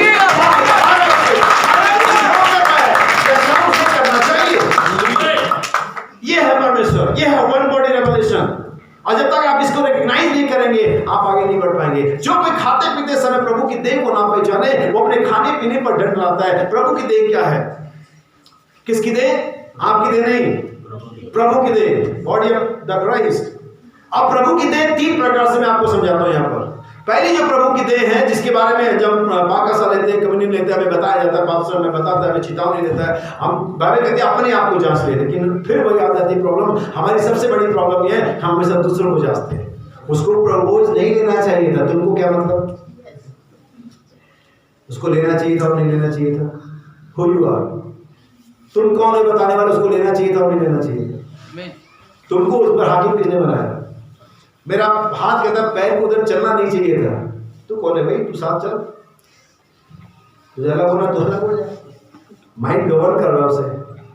जब हाँ पैर आगे बढ़ता है ना, तो बॉडी उसके साथ मूव करती है। पैर आगे बढ़ता तो बॉडी पीछे नहीं जाती है, यानी क्योंकि जो हार्मनी है, समन्वय है, वो बना रहता है। अगर यही बात कलीसिया में नहीं है, तो कलीसिया कभी आगे नहीं बढ़ती। आगे जाने वाले, जब बॉडी, जब सर उसको नियंत्रित करता, कलीसिया आगे बढ़ती है, और कुछ लोग पीछे खींचते उसे, वो कलीसिया आगे नहीं बढ़ पाएगी। उसे तो एक तालमेल में, एक हार्मनी में ही आगे बढ़ना पड़ेगा, तभी कलीसिया ग्रो करेगी। करेगी या कोई भी कलीसिया ग्रो करेगी। सो प्रभु की देह क्या? पहली देह उसकी वास्तविक शाब्दिक बॉडी जो बाइबल के अनुसार जो यीशु मसीह दुनिया में आया था। हमें उस देह के लिए उसकी एक इमेज है और वो इमेज कलवरी पर उद्धारकर्ता के रूप में है। वो इमेज यहूदियों में एक सबसे महान गुरु और रब्बी और भविष्यवक्ता की है। दूसरे रिलीजन के लोग भी और बड़े बड़े रिलीजन के लोग ये बताते हैं कि जीसस क्राइस्ट की सेवा क्यों करनी चाहिए, जीसस क्राइस्ट क्यों पूजनीय है, क्योंकि वो अपने एटीट्यूड को, अपने कैरेक्टर को अपने विपरीत परिस्थिति में बनाए रखा, जबकि लोग नहीं बनाए रखते। इसलिए और रिलीजन के लोग उसको क्या करते हैं? रिस्पेक्ट देते हैं, सारी दुनिया में उसे जाना जाता है। उसकी उस देह के लिए हमें क्या रहना है? सजग रहना है कि उसकी उस इमेज पर हमारी लाइफ से धब्बा ना पड़े, हमें पहचानना इसे। आप जानते हैं यीशु मसीह कैसा है दुनिया के लिए? मुझे बड़ा अच्छा लगता है बताते हुए, जैसा आप उसे पेश करते हैं। यीशु मसीह दुनिया के लिए वैसा ही है जैसा आप उसे कैसे अपने लाइफ से, अपने बिहेवियर से, अपने ड्रेसिंग से, जैसे भी आप उसे पेश करते हो दुनिया के सामने, यीशु मसीह वैसा ही। मैं आपको बताता हूँ वैसा कैसे, जैसे आप कोई प्रोडक्ट को सेल करते हो और हो सकता है उस फर्म में, उस दुकान में कोई व्यक्ति उस प्रोडक्ट को सेल करता और उसने सिर्फ 10% ही ग्रोथ किया सेलिंग में। ऐसा क्यों किया उसने? क्योंकि उस प्रोडक्ट के बारे में सही से लोगों को प्रेजेंट नहीं कर पाया, इंट्रोड्यूस नहीं करा पाया। वो दूसरा सेल्स में नजर आता है और वो 2 महीने में ही उसको 50% तक लेकर के जाता है। उसने क्या किया? उसने कोई नया प्रोडक्ट बेचा नहीं, वही सेम प्रोडक्ट क्यों लिया? वो सही से प्रेजेंट कर सका उसे। क्या समझ पाया? उस व्यक्ति ने उसी प्रोडक्ट को सही तरीके से, उसकी और खूबियां, उसकी और 3 चीजें, उसको सही तरीके से प्रेजेंट किया लोगों के सामने और बिकने लगा। नबी ने उस वायलिन के बारे में बताया जिसे व्यक्ति ने कबाड़ से उसके फेंक दिया था और उसको कोई खरीदार नहीं था। और नबी कहता जब वो वायलिन का महान ज्ञाता उस वायलिन के ऊपर नजर पड़ी, उसके तारों को देखा, उसकी लकड़ी को देखा जिससे बना था, उसने देखा ये तो बहुत अच्छा है। उसने उसे लिया, उसे साफ किया, उसे थोड़ा रिपेयर किया, चौराहे में बजाना शुरू किया और वो वायलिन जो $2-4 का भी नहीं बिक रहा, $10,000 का बिकने लगा। वायलिन तो वही था, लेकिन उसको प्रेजेंट करने वाले लोग नहीं थे। आज ये बाइबल पढ़ी हुई है और लोग कहते हैं मैसेज खराब है, ये झूठा है, तो चेंज करने वाले लोग बेकार बैठे हुए हैं। हम इसे कैसे प्रेजेंट करें दुनिया के सामने? यीशु उतना ही बढ़िया है जितना आप प्रेजेंट करते हैं। ये तो यीशु उतना ही सामर्थ्य जितना प्रेजेंट करते हैं। यीशु उतना ही जितना आप प्रेजेंट करते हैं। हालेलुया, ध्यान से समझ इस बात को। सो उसकी पहली देह क्या? उसकी फिजिकल देह जो दुनिया में थी। उसकी दूसरी देह क्या? उसका वचन। यीशु ने रोटी ली और तोड़ा और कहा ये मेरी देह है जो तुम्हारे लिए तोड़ी गई है। वो वचन उसकी क्या है? उसकी देह है। वचन देहधारी हुआ। आप जब वचन को जीते हैं, जब चर्च में आते हैं, दुनिया में जाते हैं, आप इस वचन के प्रति भी सजग रहने चाहिए, पहचानने में आना चाहिए कि वचन क्या है। पहली देह क्या? उसकी अपनी देह, जिस देह में आया था, जो देह हमारे कलवरी पर कुर्बान हुई, अभी पिता के सामने तक हमारे बिछोए का कार्य कर सके। उसकी दूसरी देह उसका वचन, और उसकी तीसरी देह हम सब यहाँ पर बैठे हैं। जब आप प्रभु भोज लें, जब आप रोटी खाएं, आप रोटी खाने से मतलब वही नहीं जब आप प्रभु भोज लेते हैं, जब आप रोटी लेते हैं, बाइबल ही वो जीवन की रोटी है। आप हर संडे प्रभु भोज लेते हैं क्योंकि प्रभु का मतलब, हमारे नबी ने बताया, आप क्या समझते मुझे नहीं मालूम। नबी कहता है कम्युनियन का मतलब है टॉक टू ईच अदर, एक दूसरे से बात करना। इसीलिए कम्युनिकेशन जो शब्द आता है, जो बात करने का, इसी शब्द से आता है। अगर आपकी परमेश्वर से बात ही नहीं होती और हर संडे प्रभु बोलते हैं कैथोलिक लोगों की तरह, तब भी कोई फायदा है? क्या आप समझ पाए? सो खाते पीते समय जो प्रभु की देह को ना पहचाने, जिसके साथ आप फेलोशिप कर रहे हैं, जिस वचन का आप सुन रहे हैं और जिस यीशु मसीह का रिप्रेजेंट कर रहे हैं दुनिया में, अगर आप ना पहचाने तो अपने खाने पीने पर क्या लाते हैं? घट लाते हैं। इसीलिए कई एक तुम में से रोगी हैं। किस प्रकार के रोगी हैं? कोई तो फिजिकल रोगी है और कोई तो स्पिरिचुअल रोगी है, और कई एक मर भी गए। सही तर्जुमा है मर भी गए। आमीन। बीमार होने का सिर्फ यही वजह नहीं होता कि हमने गुनाह किए। अंधा जब यीशु मसीह के पास आया तो चेलों ने यीशु मसीह से पूछा ये क्यों अंधा है? क्या इसने गुनाह किए हैं या इसके माँ बाप ने किए हैं? यीशु ने कहा नहीं, हर बार ऐसा नहीं है। आमीन। ना इसने गुनाह किए ना इसके माँ बाप ने किए हैं। यह इसलिए होता कि परमेश्वर आप दूसरों को नहीं बता सकते कि आप ऐसा करें, आपके साथ ये हुआ। वो खुद अपने आप को एनालाइज करेगा, वो खुद इसे जानता होगा। वो रियल क्रिश्चियन है, वो इसे जानेगा उसके साथ समस्या क्यों है। आपके बताने से, मेरे बताने से कोई कभी नहीं आता। आइए दूसरी आयतें पढ़े, थोड़ा सा आगे बढ़े। और ये आपको मिलेगा दूसरा पहला कुरिन्थियों 12:12 हमने पढ़ लिया। हम पढ़ेंगे रोमियो उसका 12 की चौथी आयत है ये। उसके बाद हम कुछ बाइबल के कोर्स को पढ़ेंगे। रोमियो 12 की चौथी आयत। क्योंकि जैसे हमारी एक देह में बहुत से अंग हैं और सब अंगों का एक सा ही काम नहीं। देखिए, सब अंगों का एक सा ही काम नहीं है। सब अंग अलग अलग है, उनके अलग अलग वर्क हैं, उनको अलग अलग सेवकाई दी गई है। अगर फिजिकल बात करो तो मैं अपनी देह के बारे में अपनी देह के साथ आप बात कर सकते हैं। आप कान से देखते नहीं है, नहीं आप नाक से बोलते हैं, हालांकि वो उससे बोलते भी, लेकिन हमारे अलग अलग देह के अंग अलग अलग काम के लिए। कलीसिया में अलग अलग लोग हैं। अभी मैं आऊंगा उस आयत पर, जो कुरिन्थियों के अंदर में है क्या हम, ठीक है, कुरिन्थियों 12:12 को कंटिन्यू करते, वहां पर नीचे सारी डिटेल है, फिर हम आगे बढ़ते हैं। कुरिन्थियों 12:12। क्योंकि जिस प्रकार देह तो एक है और उसके अंग बहुत से हैं, और उस एक देह के सब अंग बहुत होने पर भी सब मिलकर एक ही देह है। सब मिलकर एक ही देह है। उसी प्रकार हम बाइबल देहों के बारे में बात नहीं करती है। बाइबल कहती एक देह, एक विश्वास, एक प्रभु, एक बपतिस्मा, एक देह, वन बॉडी। और ये वन बॉडी आप नहीं है। नबी कहता है जो परमेश्वर एक वन बॉडी के अंदर में जो यीशु मसीह का प्रकट हुआ था, वही परमेश्वर अब मेनी मेंबर बॉडी में प्रकट हो रहा है। क्या समझे? जब यीशु मसीह था तो परमेश्वर की सारी परिपूर्णता यीशु मसीह में सदैव वास करती थी। सारी परिपूर्णता, फुलनेस ऑफ गॉड यीशु मसीह के अंदर में थी। लेकिन वही अब फुलनेस ऑफ गॉड इस मेनी मेंबर बॉडी के अंदर में। कोई व्यक्ति अकेला सिद्ध नहीं हो सकता। अगर वो सोचता है कि अकेला ही सिद्ध हो जाएगा, मैं कहता हूं बिल्कुल भी नहीं। आगे मैं पढ़ूंगा और आप देखेंगे बाइबल में क्या लिखा होगा, फिर हम कोर्स पर आएंगे। ठीक है भाई, बाइबल के नाम से पढ़े आगे बढ़े। रोमियो के बदल नहीं, ये 12 से। क्योंकि हम सब ने, क्या यहूदी हो, क्या यूनानी, क्या दास, क्या स्वतंत्र, एक ही आत्मा के द्वारा एक देह होने के लिए बपतिस्मा लिया। एक देह होने के लिए बपतिस्मा लिया हमने, और हम सबको एक ही आत्मा पिलाया गया। हम सबको एक ही आत्मा पिलाया गया। और वो कौन सा आत्मा है? जैसे कि आदम में जो आत्मा थी हवा में डाला गया, वही मसीह का आत्मा कलीसिया में डाला गया है। हर व्यक्ति के पास अलग अलग आत्मा नहीं है। और अगर अलग अलग आत्मा है तो कोई तो ऐसा इसके पास मसीह का आत्मा नहीं, वो देह के अंदर में शामिल नहीं हुआ। अभी मैं भाई बहन कहते हैं, मुझे याद नहीं कि मैं ब्रनम फैमिली में कब शामिल हुआ। क्या आपने पढ़ा है? क्योंकि मैं कहते हैं मैं ब्रनम परिवार में कभी शामिल ही नहीं हुआ। मैं तो ब्रनम परिवार में जन्म लिया मैंने।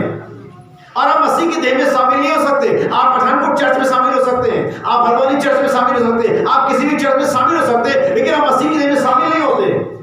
आप उसमें पैदा होते हैं और ये कोई पादरी नहीं कर सकता आपके लिए। और जब आप उसमें पैदा होते हैं तो आप ऑटोमेटिकली मसीह की आत्मा के अधिकारी हो जाते हैं, मसीह की आशीषों के अधिकारी हो जाते हैं। जो कुछ मसीह का है वो आपसे बिलोंग करने लगता है, आपके पास अथॉरिटी होती है तब जब मसीह की देह में पैदा होते हैं। अन्यथा कलीसिया में आप आते रहिए और जाते रहिए। परमेश्वर कलीसिया को लेने नहीं आ रहा, परमेश्वर की देह को लेने आ रहा है। हालेलुया। और आपको उस देह में होना है। मैं कैसे ना उस देह में उसका आत्मा में जीना चाहिए। जैसे देह आत्मा के बिना मरी हुई है, वैसे कलीसिया मसीह की आत्मा के बिना मरी हुई है। आपकी देह में से आपकी आत्मा निकाल ली जाए, आप क्या है? डेड है? नहीं है और नहीं है। अगर आपकी देह में से आपकी आत्मा निकाल मर जाते हैं, वैसे अगर आपकी आत्मिक देह में से मसीह की देह में से मसीह का आत्मा निकल जाता है, वो कलीसिया मरी हुई है, वो कलीसियावाज है। उसके में कोई फ्रूट कभी नहीं आएगा। अगर मैं आपको ऐसे समझाऊं, सारा के पास अब्राहम के पास एक देह थी और वो थी सारा। लेकिन जो इस्माइल आया वो एक गलत अनुवाद था, और गलत अनुवाद हमेशा परेशानी उत्पन्न करता है। तब भी और आज भी आप गलत अनुवाद ना करें बाइबल का। गलत अनुवाद कहता, सारा ने कहा तू हाजरा के पास चला जा, कहलाएगा तो अब्राहम का ही बेटा, लेकिन उसकी देह से नहीं आया। हाजरा इब्राहिम की देह नहीं थी, अब्राहम की देह सारा थी। जब आप गलत अनुवाद करते तो आपको परेशानी मिलती है। परमेश्वर का जो बीज है, जो रॉयल सीड है, जो परमेश्वर का मैनिफेस्टेशन है, उसकी अपनी देह से आएगा, ना कि गलत अनुवाद की कलीसिया से आएगा। आमीन। ठीक है भाई, कंटिन्यू करेंगे। इसलिए कि देह में एक ही अंग नहीं परंतु बहुत से हैं। अब ये आप क्या हैं, आप सब अलग अलग जो है वो अंग है, पार्ट्स ऑफ बॉडीज है, देह के अंग है, सब मिल करके एक है, कोई अकेला सिद्ध नहीं होगा, सब में सब बातें नहीं होंगी, सब में सब बातें नहीं होंगी। I am perfect, no sir. परमेश्वर का मंदिर जो बना, मैं हमारा कुछ दिन पहले उन्होंने हमने एक चर्च को बनाया, बिल्डिंग बनाया हमने, और जब मैं बता रहा था तो मैंने पत्रुस की पत्री से पढ़ा और बहुत सारे जगहों से पढ़ा कि हम सब मिलकर के एक साथ एक रचना बनते हैं, परमेश्वर का मंदिर बनते हैं। आपको ये पता होना चाहिए कि जो परमेश्वर का मंदिर था सुलेमान ने जो बनाया था वो किससे बनाया गया था? ईंट से और पत्थरों से। किससे बनाया गया था? ईंट और पत्थरों से। नहीं, ईंट और पत्थरों से नहीं, मैंने कहा ईंट या पत्थरों से, सिर्फ पत्थरों से। और ईंट और पत्थर में अलग अलग चीज होती है। ईंट जो होते हैं सारे एक कलर के होते हैं, सारे एक साइज के होते हैं, सारे एक वेट के होते हैं, लेकिन पत्थर ऐसे नहीं होते। आमीन आमीन हालेलुया। सब एक जैसे नहीं होते, सब एक वेट के नहीं होते, सब एक साइज के नहीं होते, सब एक कलर के भी नहीं होते। और यही परमेश्वर की कलीसिया है, सब एक जैसे नहीं है। वो तो ऐसा है, अभी पत्थर अलग पत्थर है, वो तो ऐसा अलग पत्थर है, लेकिन परमेश्वर की कारीगरी देखें कि सबको एक समझा है और हम सबको उठाते रहते हैं। जब आप समझ जाएंगे कि परमेश्वर की रचना भी एक समान ईंटों से नहीं बनी है, तो आप जान जाएंगे कलीसिया में हर प्रकार के लोग होते हैं। आपको झेलना है, बर्दाश्त करना है, जब तक कि परमेश्वर उसको सही सेव ना दे दे। हमें परमेश्वर से सही सेव देगा और आपके बीच में उसे फिट कर देगा। परमेश्वर महान कारीगर है। क्या लिखता है बाइबल? यदि पाँव कहे कि मैं हाथ नहीं इसलिए देह का नहीं, तो क्या वे इसका देह का नहीं? जैसे कि वो काम जो आप कर सकते दूसरा नहीं कर सकता, अरे ये तो बेकार है। क्यों? कैसे बेकार है? ऐसे कैसे बेकार है? ऐसे नहीं बेकार है। परमेश्वर ने किसी मकसद से उसे वहां रखा हुआ है। वो छोटा है लेकिन उसके पास एक सेवकाई है।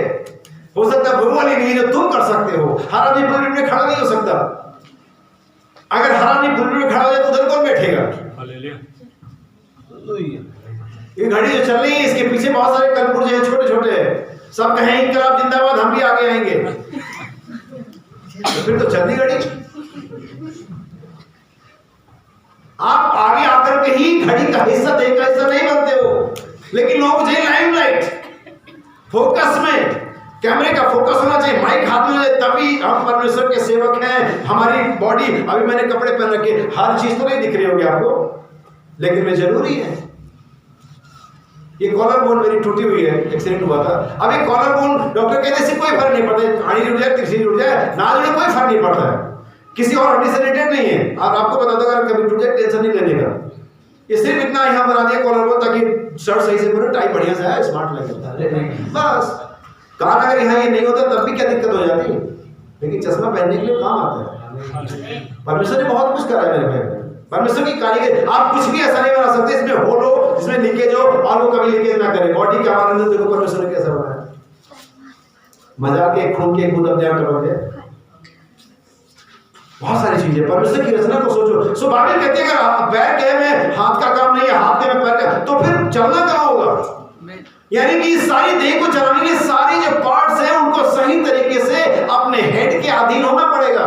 लेकिन यहाँ पर मुसीबत तब आती है जब उस देह के अंदर में एक देह के लिए एक दूसरे के नफरत या लालच पैदा हो जाता है। एक व्यक्ति था, एक जर्नलिस्ट था, पत्रकार था, तो शायद फोटोग्राफर था, पत्र किसी अखबार का, उसका नाम था केविन कार्टर।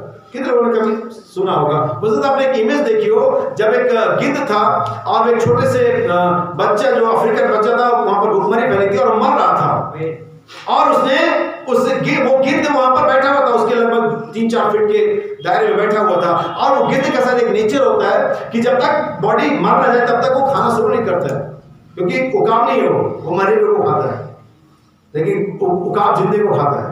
लेकिन तो अभी एक अच्छी बात है, इतना तो रिस्पेक्ट कर रहा है कि बंदा जब तक मर ना जाए, जानवर मर जाए, तब तक उसको दर्द क्यों देना होगा। सो गिद्ध वहां पर क्या था, बैठा हुआ था और छोटे से बच्चे को जो भूख से जिसका पसलियां गिन सकते उस फोटो के अंदर में, वो इंतजार करता कि मर जाएगा फिर मैं इसे खाऊंगा।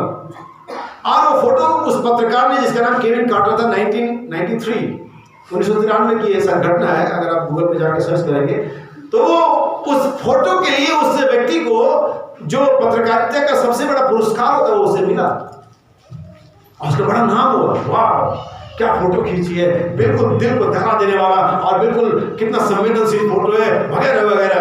लेकिन बहुत समय के बाद जब किसी ने कोई लेख लिखा तब उस एक लेखक ने जो भी वो भी काफी फेमस था, उसने लिखा उस फोटो को डाला, उसमें कैप्शन में लिखा उस दिन वहां एक नहीं दो गिद्ध थे। क्या आप समझे? वो कहता उस दिन वहां एक नहीं दो गिद्ध थे, एक तो उस गिद्ध दिख रहा फोटो में और एक गिद्ध फोटो खींच रहा है। वो उसे बचा सकता था लेकिन उसको जल्दी थी, उसे अपनी फेमस को लेना था, उसको जल्दी से जाकर के एयरपोर्ट पे अपनी हवाई जहाज को पकड़ना था। उसने फोटो खींचा और चला गया। उन्होंने वहां पर दो गिद्ध थे।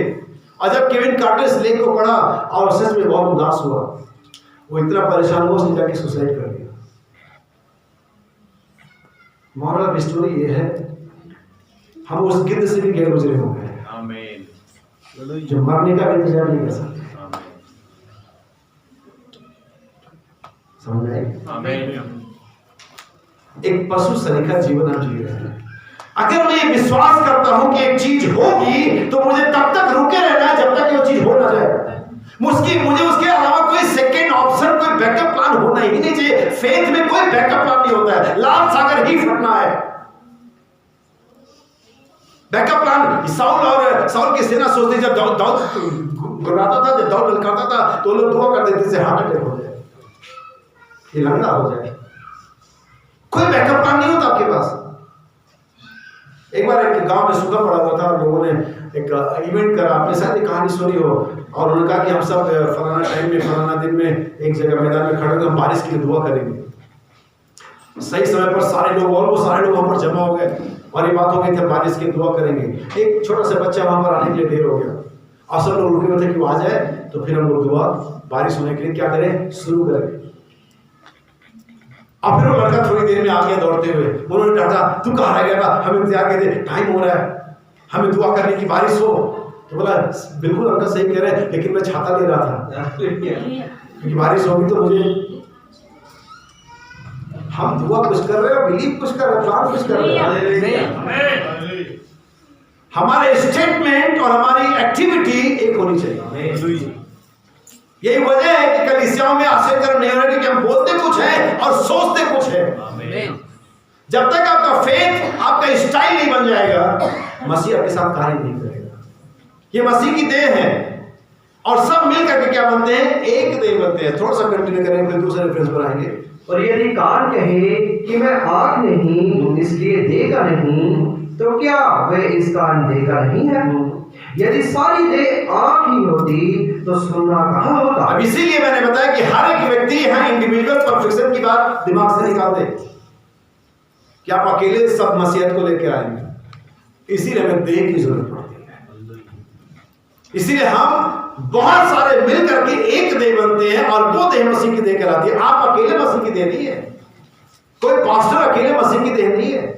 मैं भी आपको बाइबल की और आगे दूंगा और मैं इस बात को प्रूव करूंगा आपके सामने कि मैं जो बता रहा हूं अकॉर्डिंग टू बाइबल है, अकॉर्डिंग टू द मैसेज है। नबी ने क्या, परमेश्वर ने एक अकेले में नहीं उड़ेला सब कुछ।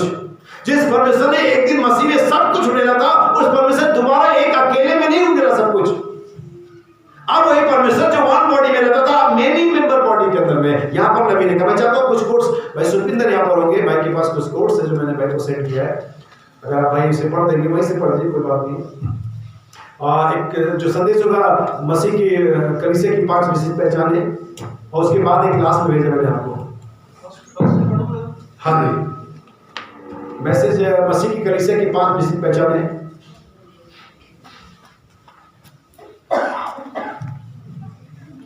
They become a full member of this body when they are filled with the Holy Ghost. वे जब पवित्र आत्मा से भर जाते हैं तो मसीह के संपूर्ण देह बन जाते हैं। God took the spirit out of Christ, raised up his body and placed it on his throne. इसका हिंदी भी करते जाएंगे भाई, क्योंकि थोड़ा सा कनेक्शन में प्रॉब्लम है। आप हिंदी करते जाए इसका। बोलते जाओ। God took spirit out of Christ, raised up his body and placed it on his throne. मसीह अपनी बॉडी को लेता है और उसके ऊपर रखता है। and send the back on Holy Spirit to make up the mystical body of Christ, which will be united the marriage super at the coming of the Lord. मसीह हाँ फिर से एक लाइन करके पढ़िए। हाँ एक ही लाइन पढ़िए। and send back Holy Spirit और उसने पवित्र आत्मा को फिर से भेजा। and the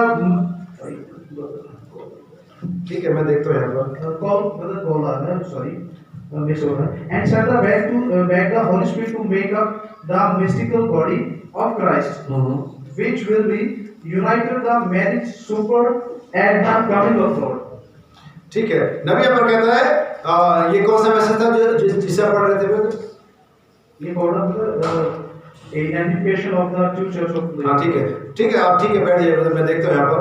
और यहाँ पर नबी कहता है see is flesh of his flesh and bone of his bone, and then when a man or woman is called to the mystical body of Christ, वह जो उसकी देह मांस का मांस और हड्डी का हड्डी है, वही स्त्री या पुरुष मसीह की रहस्यमय देह के सदस्य कहलाते हैं। By the Holy Spirit they become a full member of this body when they filled with the Holy Ghost। और नबी कहता है जब उनको पवित्र आत्मा मिल जाता है, पवित्र आत्मा पूरी तरह से पवित्र आत्मा से भर जाते हैं, तब उस देह के संपूर्ण सदस्य बन जाते हैं। जिसे आगे नबी ऐसे कहता है rise up his body and place it on his throne, और तब वो उसकी देह को उठाता है और सिंहासन पर रख देता है जो उसकी सेवकाई का है या उसके पोस्ट का है। And send back holy spirit to make up mystical body of Christ, और पवित्र आत्मा को वापस भेजता है ताकि उस मसीह की रहस्यमय देह को फिर से बनाए। और आगे नबी कहता है और फिर हम इसके लिए विवाह के बोझ के लिए चले जाते हैं जब यीशु मसीह वापस आता है। और दूसरा जो संदेश है वो वहां से मैं पढ़ूंगा, मसीह परमेश्वर का भेद जो प्रकट हुआ। पेज नंबर मैं आपको बता देता हूं, पेज नंबर है ये 121, 139 और 101। बड़े ध्यान से आप इसे सुनिएगा क्योंकि अगर आप कनेक्ट नहीं कर पाएंगे चीजों को एक साथ तो आप चूक जाएंगे। ठीक है, ध्यान से सुनिए। पेज नंबर 101 पैराग्राफ 430, 31, 32, बल्कि मैं 431 से पढ़ता पैराग्राफ। और उस बाप के द्वारा उस दुल्हन रूपी वृक्ष को लेकर के आता है जो कि जीवन का वृक्ष होगा, इसके पास वापस फिर आ गया है। जैसे कि अदन की वाटिका में पति और पत्नी को परमेश्वर की महिमा हो, उसी वचन के द्वारा, उसी परमेश्वर के द्वारा जो पति और पत्नी में प्रकट हुआ था, अतः उसी दुल्हन रूपी वृक्ष को जिसको दुल्हन रूपी वृक्ष में जिसको कि वापस लाया जा रहा है, यानी कि अदन की वाटिका में जो आदम हवा थे और कुछ नहीं थे, उस परमेश्वर के मसीह और कलीसिया का पति और पत्नी का रिफ्लेक्शन थे जो कि वहां पर गिर गए। लेकिन उसी गिरावट को मसीह की कलीसिया के साथ परमेश्वर अदन की वाटिका में वापस लेकर के आ रहा है। अगर आप ध्यान से पढ़ेंगे संदेश में, नबी ने कहा परमेश्वर के 3 उद्देश्य थे। पहला यह था कि अपने आप को जाहिर करना चाहता था, दूसरा यह था वो कलीसिया में प्रदान होना चाहता है, और तीसरा है कि हमें वापस अदन में ले जाना चाहता है। हालेलुया। सुनना, ध्यान दें, उस बात को नबी कहता है, उस बात को ज्ञात करवा रहा, हम पर ये जाहिर करवा रहा है। क्या बात? उस मिस्ट्री को जो मसीह की देह का है, वो मेरे परमेश्वर। यहाँ पर बहुत सारी बातें हैं, हम आगे चलते रह सकते हैं। ध्यान दें, वाटिका में मसीह की देह का वृक्ष, वो अपने देह को इस दुल्हन रूपी वृक्ष से परिचित करा रहा है, अपनी देह को इस दुल्हन रूपी वृक्ष से परिचित करा। ध्यान दें, दूसरा आदम मसीह की तरह छुड़ाया गया। क्या विश्वास करते हैं? यह था वापस घर अदन में जा रहा है, अपनी गिरी हुई पत्नी को छुड़ाकर वापस घर जा रहा है। क्या आप उस भेद को जो 3 भागों में है समझ पा रहे हैं? सभा कहती है आमीन। खास किया यहाँ भी सब आमीन के आमीन। हालेलुया। परमेश्वर मसीह में प्रकट हुआ, मसीह कलीसिया में प्रकट हुआ। सारी बातें मिलकर मूल आदम और हव्वा को पुनः वापस लाना है, जो कि पुरुष और स्त्री हैं, जो कि एक हैं, वो एक ही लहू के बने हुए हैं और एक ही आत्मा से, और हर एक चीज एक ही से बने हुए हैं। नबी के पेज नंबर पैराग्राफ 434, कलीसिया आत्मा के द्वारा मसीह का लहू है। आमीन। यही है मुख्य बात। हवा कुछ भी नहीं है, हवा का कोई पहचान नहीं होता, कोई आप जानते नहीं अगर आदम के अंदर की आत्मा हवा में ना डाली गई होती। हवा को उसकी पत्नी किसने बनाया? उस आत्मा ने जो आदम के अंदर में थी उसको डाला गया। नबी कहते हैं कलीसिया आत्मा के द्वारा, रजिस्ट्रेशन के द्वारा नहीं, बैप्टिज्म के द्वारा नहीं, सिर्फ संडे चर्च जाकर अपनी सीट बैठने के द्वारा नहीं, कलीसिया आत्मा के द्वारा मसीह का लहू है। और याद रखें, दिमाग में लहू नहीं होता है, बॉडी के अंदर में होता है। प्रभुता उसके कंधों पर होगी, सर पर नहीं। और कंधा देह का हिस्सा होता है जो कि मैं और आप हैं। हालेलुया। नबी क्या कहता है? कलीसिया आत्मा के द्वारा मसीह का लहू है, क्योंकि लहू में जीवन है। यही पवित्र आत्मा का बपतिस्मा होता है, जो कि आपको उसकी देह में बपतिस्मा देता है, जो कि केवल अपनी ही देह को, अपने मांस को, अपने वचन को पहचानता है। अगर ध्यान देंगे, आप चीजों को ध्यान देंगे, जैसे ही जब हवा को बनाया जा रहा था, आदम कहाँ था? बेहोशी में था। आदम कहाँ था? आप पहले आप बताओ, क्योंकि मुझे लग रहा है आप सो रहे हो। कहाँ था? आप बेहोशी में मत जाओ, आदम जा चुका ऑलरेडी। हालेलुया। आदम कहाँ था? बेहोशी में। हालेलुया। और हवा बना दी गई, और हवा को बना करके आदम के पास लाया गया। परमेश्वर ने हवा को, आदम को प्रेजेंट किया। आदम, इससे पहले कि हवा आदम परमेश्वर कुछ बोलता, इससे पहले कि परमेश्वर उसका परिचय देता, इससे पहले कि परमेश्वर बताता आदम ये कौन है, आदम बोला ये मेरी हड्डी का हड्डी, मेरे मांस का मांस, सो इसका नाम नारी होगा। उसका परिचय किसने दिया? वो अपनी हड्डी को पहचानता, अपने मांस को पहचानता है। परमेश्वर अपनी देह को पहचानता है। बाइबल कहती है प्रभु अपनों को पहचानता है। क्या नहीं कहते बाइबल? लेकिन यहाँ पर बात यह नहीं कि प्रभु अपने देह को पहचानता, वो तो ठीक है, वो तो पहचानेगा तो परमेश्वर, लेकिन क्या देह प्रभु को पहचानती है? नबी इसी संदेश में कहता है कि परमेश्वर का बोला वचन मूल भी, नबी कहता है उसकी देह किसी और सर को नहीं पहचानती। हमारा एक ही सर है, मसीह। लेकिन अगर आप किसी सर पर बहुत, किसी देह पर बहुत ज्यादा सर देखें, क्या कहते? राक्षस, मॉन्स्टर। देखा आपने?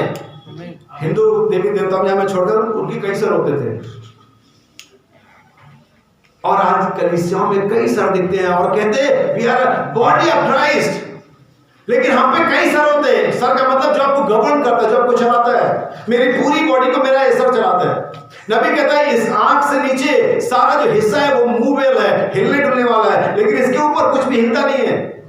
अगर इसके ऊपर हिला तो आदमी हिल जाता है। और वो कौन है? Mind of Christ. समझ आ रही है? और यही हमें चलाता है, जो हिलता नहीं है। वचन हिलने का नहीं है। हमें परमेश्वर ने प्रतिज्ञा से पीछे नहीं हटता।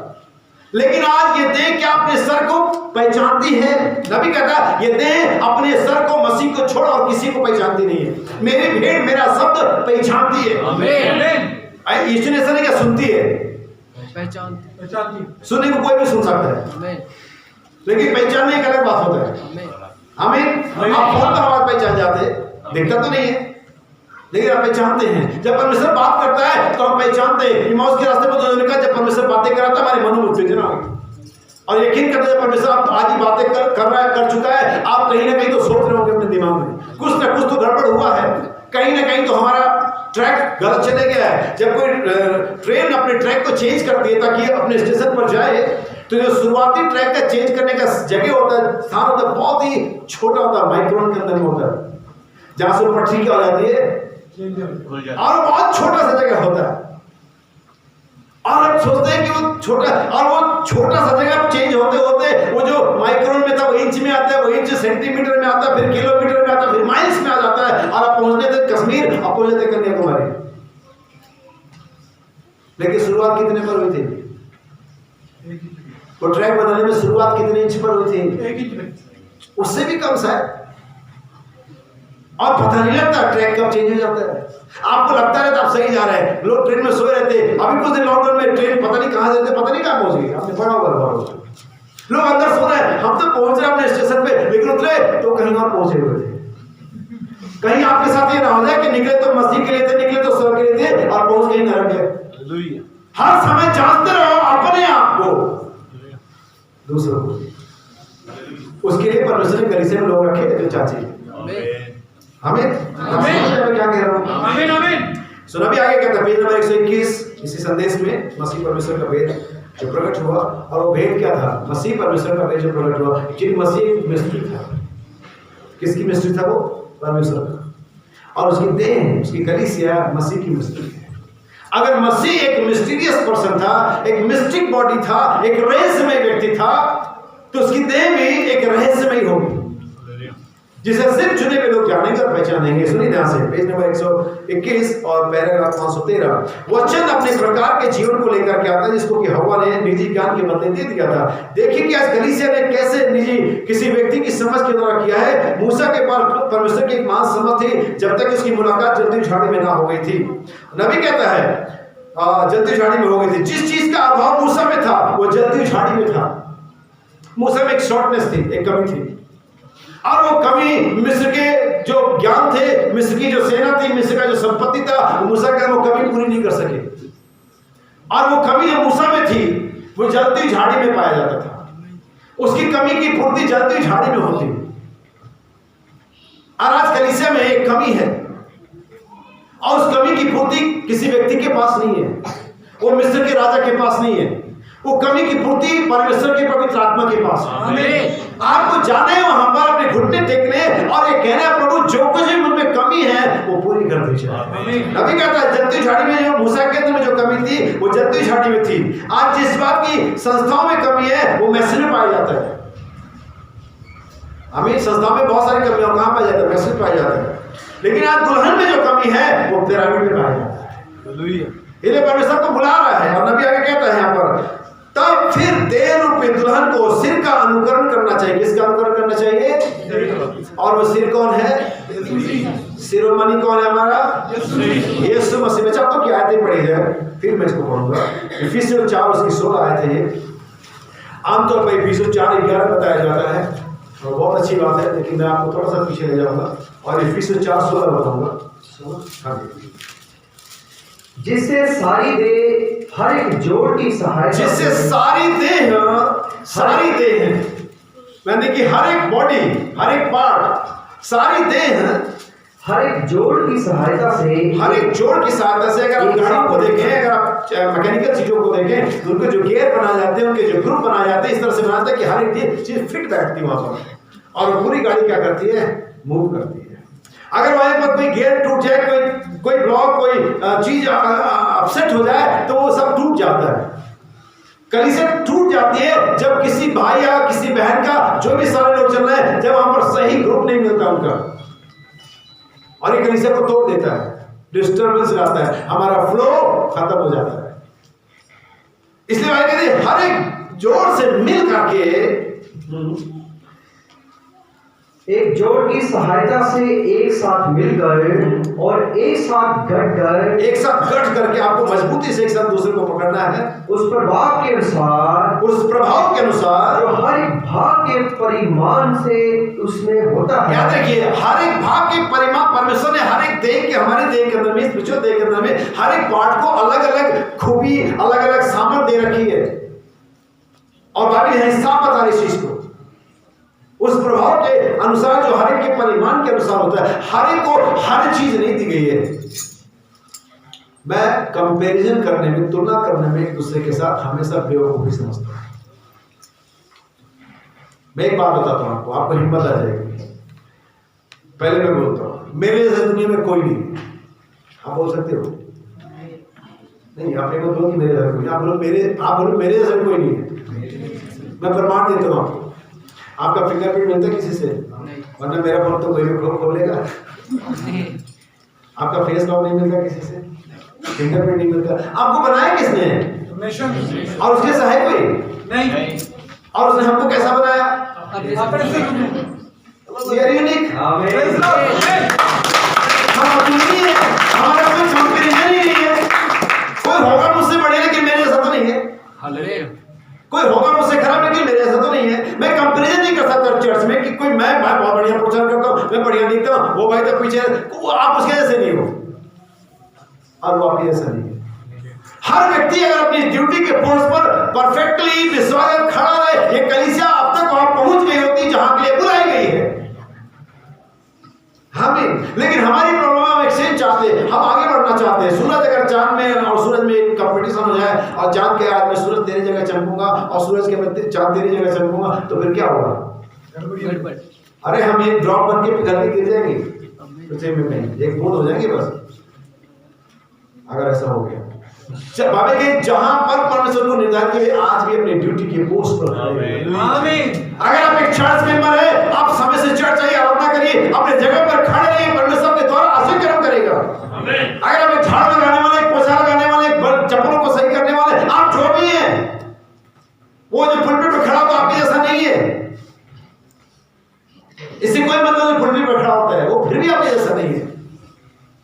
उसको अलग सेवकाई मिली हुई है, आपको अलग मिली हुई है।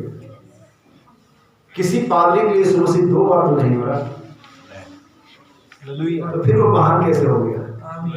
आमीन। यीशु मसीह सबके लिए एक बार कुर्बान है। यीशु मसीह सबके लिए जो विश्वास करते आने वाला है। हेलो, यीशु बाइबल सबको एक ही आत्मा पिलाया गया है। अगर आप इस एक देह के रहस्य को समझ जाएंगे, आज के बाद आपके दिमाग में सब फिक्र खत्म हो जाएगा। आप बड़े गर्व से सीना तान करके मसीह की सेवा करेंगे। मैं जो भी हूँ मसीह मेरे लिए जान दे चुका है, मैं जो भी हूँ मसीह मेरे लिए आने वाला है, मैं जो भी हूँ मसीह मेरा जान दे चुका है।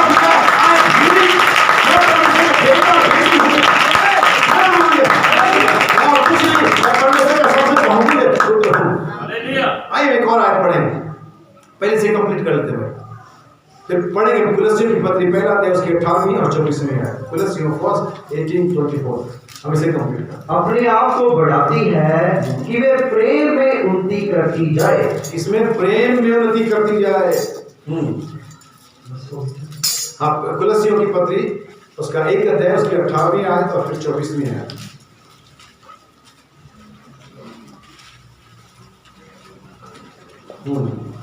और वही देह अर्थात कलीसिया का सिर है, वही देह है और वही सर भी है, वही आदि है, वही आदि है और मरे हुओं में जीवने वालों में पहलौठा। आमीन, हालेलुया। कि सब बातों में वही प्रधान ठहरे। सब बातों में वही प्रधान ठहरे। अब देखिए, हमारी जो सदस्यता है उस देह के अंदर में है, हम सिर्फ एक शो पीस है, एक इंस्ट्रूमेंट है। वही देह है, वही कलीसिया का क्या है? सिर है। अब इसको समझिए कि देह के अंदर में अलग अलग अंग होते हैं। अब कैसे से बर्दाश्त किया जाता है, इसे कैसे करना चाहिए, हमारी ये दुनियावी देह कैसे से करती है। अब कई लोग होंगे यहाँ पर, जैसे कि मैं भी हो सकता हूँ, कि मुझे खाने में चटपटा पसंद है, तीखा पसंद है, मिर्च चाहिए। अब झेलता लीवर है, लेकिन कभी नहीं कहता मत खा भाई, मैं उसके लिए बना, मैं झेल लूंगा ना, तू खाता रहे। बड़ी सिंपल सी बात है। मुझे मेरी जीभ को, जो कि मेरे देह का एक अंग है, चटपटा पसंद है, लेकिन लीवर उसको थोड़ा सा डिस्टर्ब हो जाता है लीवर, लेकिन वो कभी नहीं कहता मत खा। मैं बनाया मैं देह में इसीलिए हूं ताकि तेरी जो शौक है, तेरा जो एंजॉयमेंट है, मैं उसे देख लूंगा। बाइबल कहती है अगर कलीसिया में किसी के पास किसी को कहने के लिए कुछ हो तो बर्दाश्त करते हैं। बाइबल नहीं कहती है सर? क्योंकि हम सब मिलकर के, सारे मिलकर के क्या बन जाते हैं? देह बन जाते हैं। और हमारा शिरोमणि, हमारा हेड कौन है?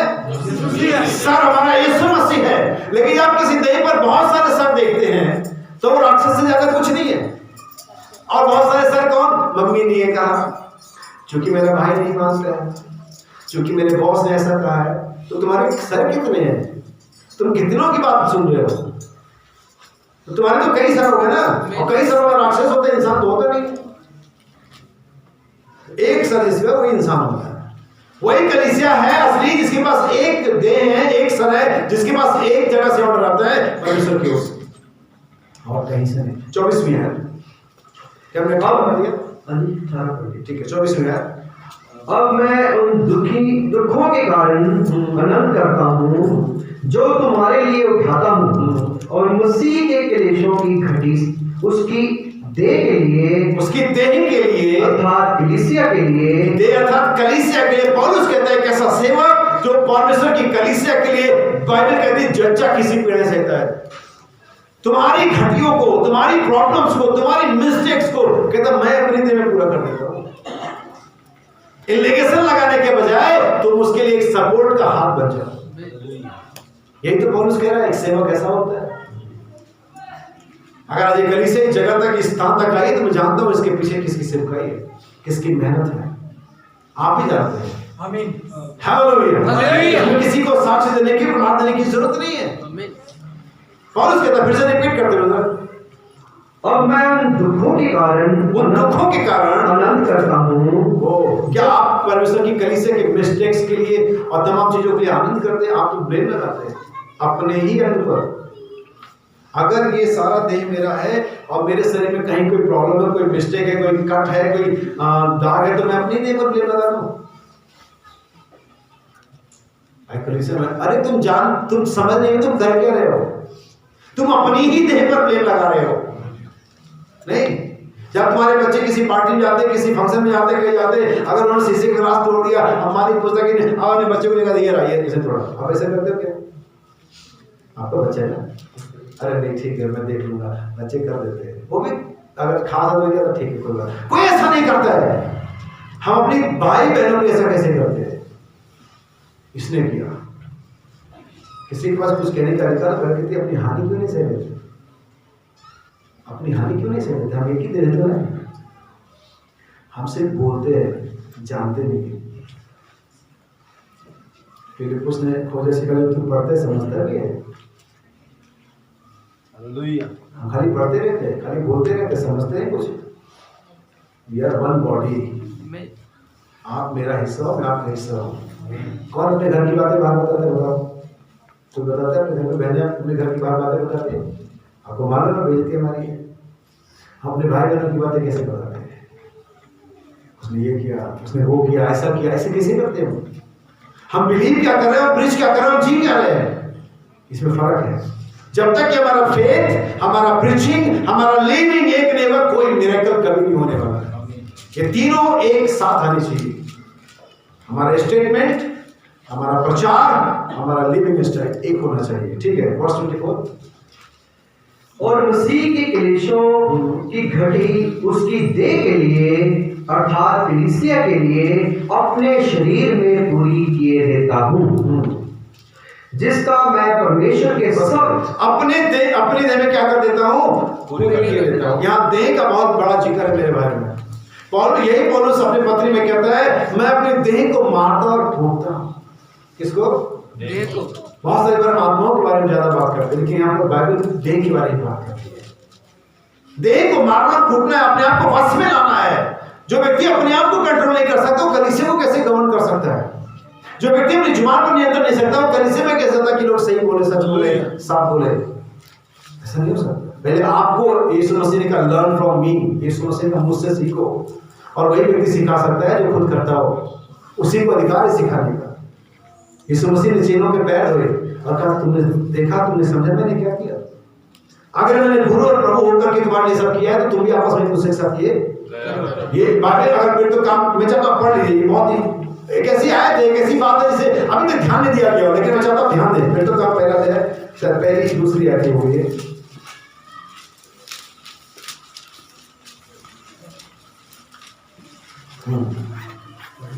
पहली आयत, हे थियोफिलुस, मैंने तीसरी आयत हो गया।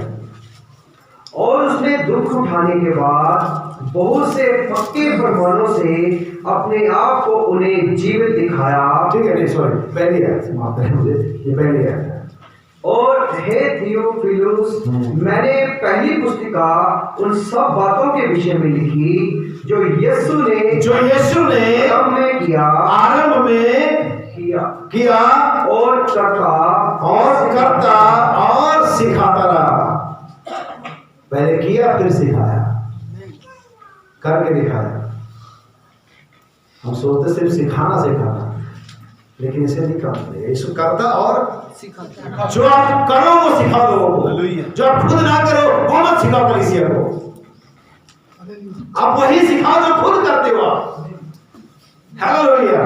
तभी वो कलीसिया एक साथ आगे बढ़ेगी। मैं आखिरी कोट पढ़ता हूं, फिर मैं समाप्त करूंगा। पेज नंबर 139, मसीह परमेश्वर का भेद जो प्रकट हुआ।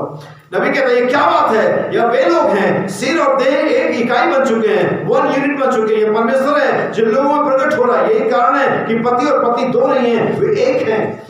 और यही मसीह की कलीसिया है। नबी कहता है, मेरा बीज, मेरे संतान, मेरा जन्म मेरी देह के द्वारा आता है। परमेश्वर का बीज उसकी देह के द्वारा आगे, जो उसकी चर्च है। नबी कहता है, वे एक हैं, परमेश्वर उसकी कलीसिया एक है। आप मसीह के अंदर हैं। परमेश्वर का महान प्रकाशन, यह इस बात को नबी ने द ग्रेट रेवलेशन बोला। बाइबल से ग्रेट मिस्ट्री बोलती है, लेकिन मसीह में रेवलेशन हो जाता है। Christ is the mystery of God revealed. मसीह परमेश्वर का भेद प्रकट हुआ। सुनिए ध्यान से, ये महान प्रकाशन परमेश्वर की महिमा हो, यहाँ तक कि उसके नाम को सह रहे हैं। उसका नाम यीशु है, जो कि अभिषिक्त जन है। यही कारण है कि उसको यीशु कहा गया। ये अभिषिक्त जन है, ये परमेश्वर की अभिषिक्त देह है। कौन सी? मेरी और आपकी अभिषिक्त देह है। उस प्रकट किए गए परमेश्वर को प्रमाणित कर रही है, जैसे कि उस देह ने किया था। यहाँ पर नबी दो देह की बात करता है, पहला यीशु की देह और फिर परमेश्वर की देह जो कि यीशु था, और यीशु की देह जो कि मैं और आप हैं। हालेलुया। उस देह ने किया, और उस देह ने इन देहों में से हर एक देह को छुड़ाया। परमेश्वर की देह यीशु मसीह ने अपनी देह के कुर्बानी के द्वारा इन देहों को में से हर एक को क्या किया? छुड़ाया। और उसमें से होकर के परमेश्वर ने उसका उस प्रतिकृति कार्य को किया जो 3 भागों में है। उस राज्य में जा रहे हैं, वो जी उठा है, दाम चुका दिया गया, हम छुड़ाए जा चुके हैं। परमेश्वर ने इस बात को सिद्ध किया, प्रमाणित किया है, और हम मसीह में उसके सन्मुख न्यायाधीश होकर के खड़े हुए हैं। क्यों? वह न्याय नहीं कर सकता, क्योंकि पहले उस देह का न्याय कर चुका है, इसलिए आपका न्याय नहीं है। जो मसीह में न्याय से पार हो चुके हैं, उन पर मृत्यु क्या क्या वे न्याय से मृत्यु से पार होकर प्रवेश कर, क्योंकि एक ही देह का 2 बार न्याय नहीं होता। हालेलुया। और हमारे देह का न्याय हो चुका है, और जब वो न्याय हुआ था तो मैं उसमें था। जब वो कलवरी पर मारा, मैं उसमें था। क्या थे? तो आज यहाँ पर होने चाहिए। नबी कहता है जिसके हमारा एक भाग है, जिसका भाग मैं, उसका भाग कैसे बनता हूँ? यह बात तो यहाँ पर है, वो मेरे अंदर है। यदि तुम मुझ में बने रहो, मेरा वचन तुम में बना रहे, तो जो कुछ तुम मांगो पिता मेरे नाम से, तुम जो कुछ मांगो तुम्हारे लिए किया जाएगा, क्योंकि वो यहाँ पर है। धर्मी ठहरना, परमेश्वर की महिमा हो। यदि मैं संसार को यह बात समझा सकूं, नबी कहता है यदि इस बात को मैं संसार को समझा सकूं, आप उस स्थिति में हैं जहां पर मसीह की देह जी रही है, छुड़ाई जाकर के खड़ी हुई है, छुड़ा ली गई है। ओ मेरे परमेश्वर, God was manifest in the flesh. Amen. वही परमेश्वर जो मसीह में प्रकट होगा, वही परमेश्वर की देह में प्रकट होगा। अपने कैरेक्टर्स को डिवाइड करके, किसी में कुछ और किसी में कुछ और किसी में कुछ, कितने को प्रेरित बना करके, कितने को भविष्यवक्ता बना करके, कितने को नबी, कितने को रखवाले, और कितने को उपदेशक बना करके दे दिया, ताकि कलीसिया सिद्ध हो जाए। हालेलुया। हम अकेले नहीं हो सकते, इसे हम एक साथ मिलकर के चलना पड़ेगा। हर एक जोड़ को गांठ के साथ जोड़ना पड़ेगा। हमें एक साथ मूव करना पड़ा, हमें एक साथ प्रहार करना पड़ेगा शैतान पर, हम एक साथ मिलकर के प्रार्थना करनी पड़ेगी। कलीसिया को एक मन में, एक विश्वास में आना पड़ेगा, तब आपके बीच में मिरेकल्स अपनी जगह पर आ जाएंगे। क्या करने के तैयार है? One body, one faith, one God. Hallelujah. एक परमेश्वर, एक देह, एक कलीसिया, एक बपतिस्मा, एक प्रभु। हम सबके बुलाए जाने की एक ही आशा, हम सबके ऊपर एक ही परमेश्वर जो सबके ऊपर, सबके मध्य में और अब सब में है। आमीन। हालेलुया। आज की अपनी बातों को समझे मेरे भाई बहन, आप मसीह की देह हैं, आपका दाम चुका है, आप अपने नहीं हो।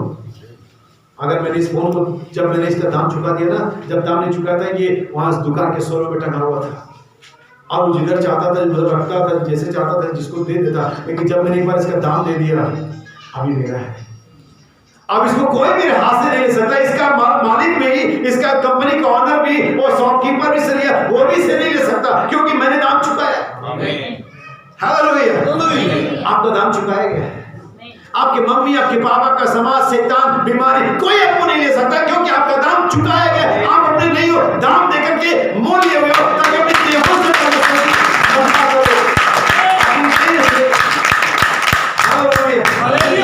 मेरे भाई बहन, इस बात को समझ अपनी बात करते हैं कि आप कुछ और इस दुनिया में आप नॉर्मल व्यक्ति नहीं हो, आप मसीह की देह हो। ये समस्या को लेने के लिए एक मन हो जाओ, एक विश्वास के साथ जाओ, प्रार्थना करो। अगर परमेश्वर उस निम्रोद के उस समय के अंदर जब परमेश्वर ने कहा एक ही मन है, एक ही काम करें, जो कुछ करेंगे ये हो जाएगा। अगर शैतान के लोग एक मन होकर के काम करने पर सफलता मिल जाती है, परमेश्वर कहता है इसे, तो परमेश्वर के लोग अगर एक मन हो जाए, एक ही काम करें, तो क्या परमेश्वर सफलता नहीं देगा? दे चुका है। आप आगे बढ़ो, कहानी लिखी जा चुकी है, आप उसे देखने के तैयार हो जाओ। प्रभु आप सभी को आशीष दे।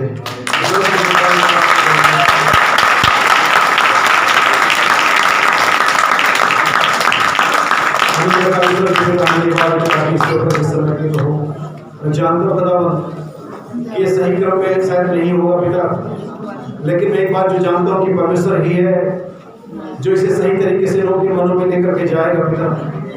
जैसे कि हम खाना खाते हैं पिता, हम तो बस सब चीज़ खाते रहते हैं, हर एक चीज़ को खाते रहते हैं, लेकिन हमारी बॉडी उसको अलग अलग डिवाइड कर देती है और हर एक अंग अपनी खुराक को प्राप्त करता है। प्रभु यीशु, मैं जानता हूँ कि हमने तो सिर्फ यहाँ पर भोजन दिया है पिता, हर एक व्यक्ति से सुना है खुदा, लेकिन तेरा पवित्र आत्मा का जो महान गाइडेंस है पिता, जो पवित्र आत्मा का इंटेलिजेंस है पिता, होने वाले छोटे से छोटे में इसे प्रत्येक के लिए उनके अनुसार, उनकी ताकत के लिए, उनकी आत्मिक अवस्था के लिए इसे बांट दे पिता, और यीशु मसीह में स्वस्थ हो जाए पिता, और उठ के खड़े हो और कह सके वास्तव में परमेश्वर आपका धन्यवाद करते हैं। और छोटे से छोटे को भाई दास को खुदावन, उनके परिवार को कलीसिया में तेरे हाथ में प्रभु, हमें चाहता खुदावन कि इस कलीसिया में अपनी बेदारी, अपना आशय करम, अपनी महान सामर्थ्य की अपनी गवाही को खड़ी करे पिता परमेश्वर, ताकि खुदावन लोग जान सके कि कलीसिया उस चट्टान पर बनी है जो यीशु मसीह है। मैं प्रार्थना कलीसिया के जो सेवक भाई लोग हैं पिता, जो देख रेख करते पिता, भाई संजू भाई, विकास के लिए खुदावन, भाई सोहनलाल पिता, भाई दर्शी पिता, आप उन सभी को प्रभु यीशु मसीह के नाम में आशीषित करें पिता। जितने लोग यहाँ पर आए पिता, चाहे यहाँ से चाहे बाहर से पिता, चाहता हूँ पवित्र आत्मा उनकी नीडें गाइड करें पिता। सारी महिमा सरादर आपको देते पिता, अपने परिवार, अपने सारे लोगों को तेरे हाथों में देते हुए अपनी विनती प्रार्थना प्रभु यीशु मसीह के नाम में मांगते हैं। आमीन।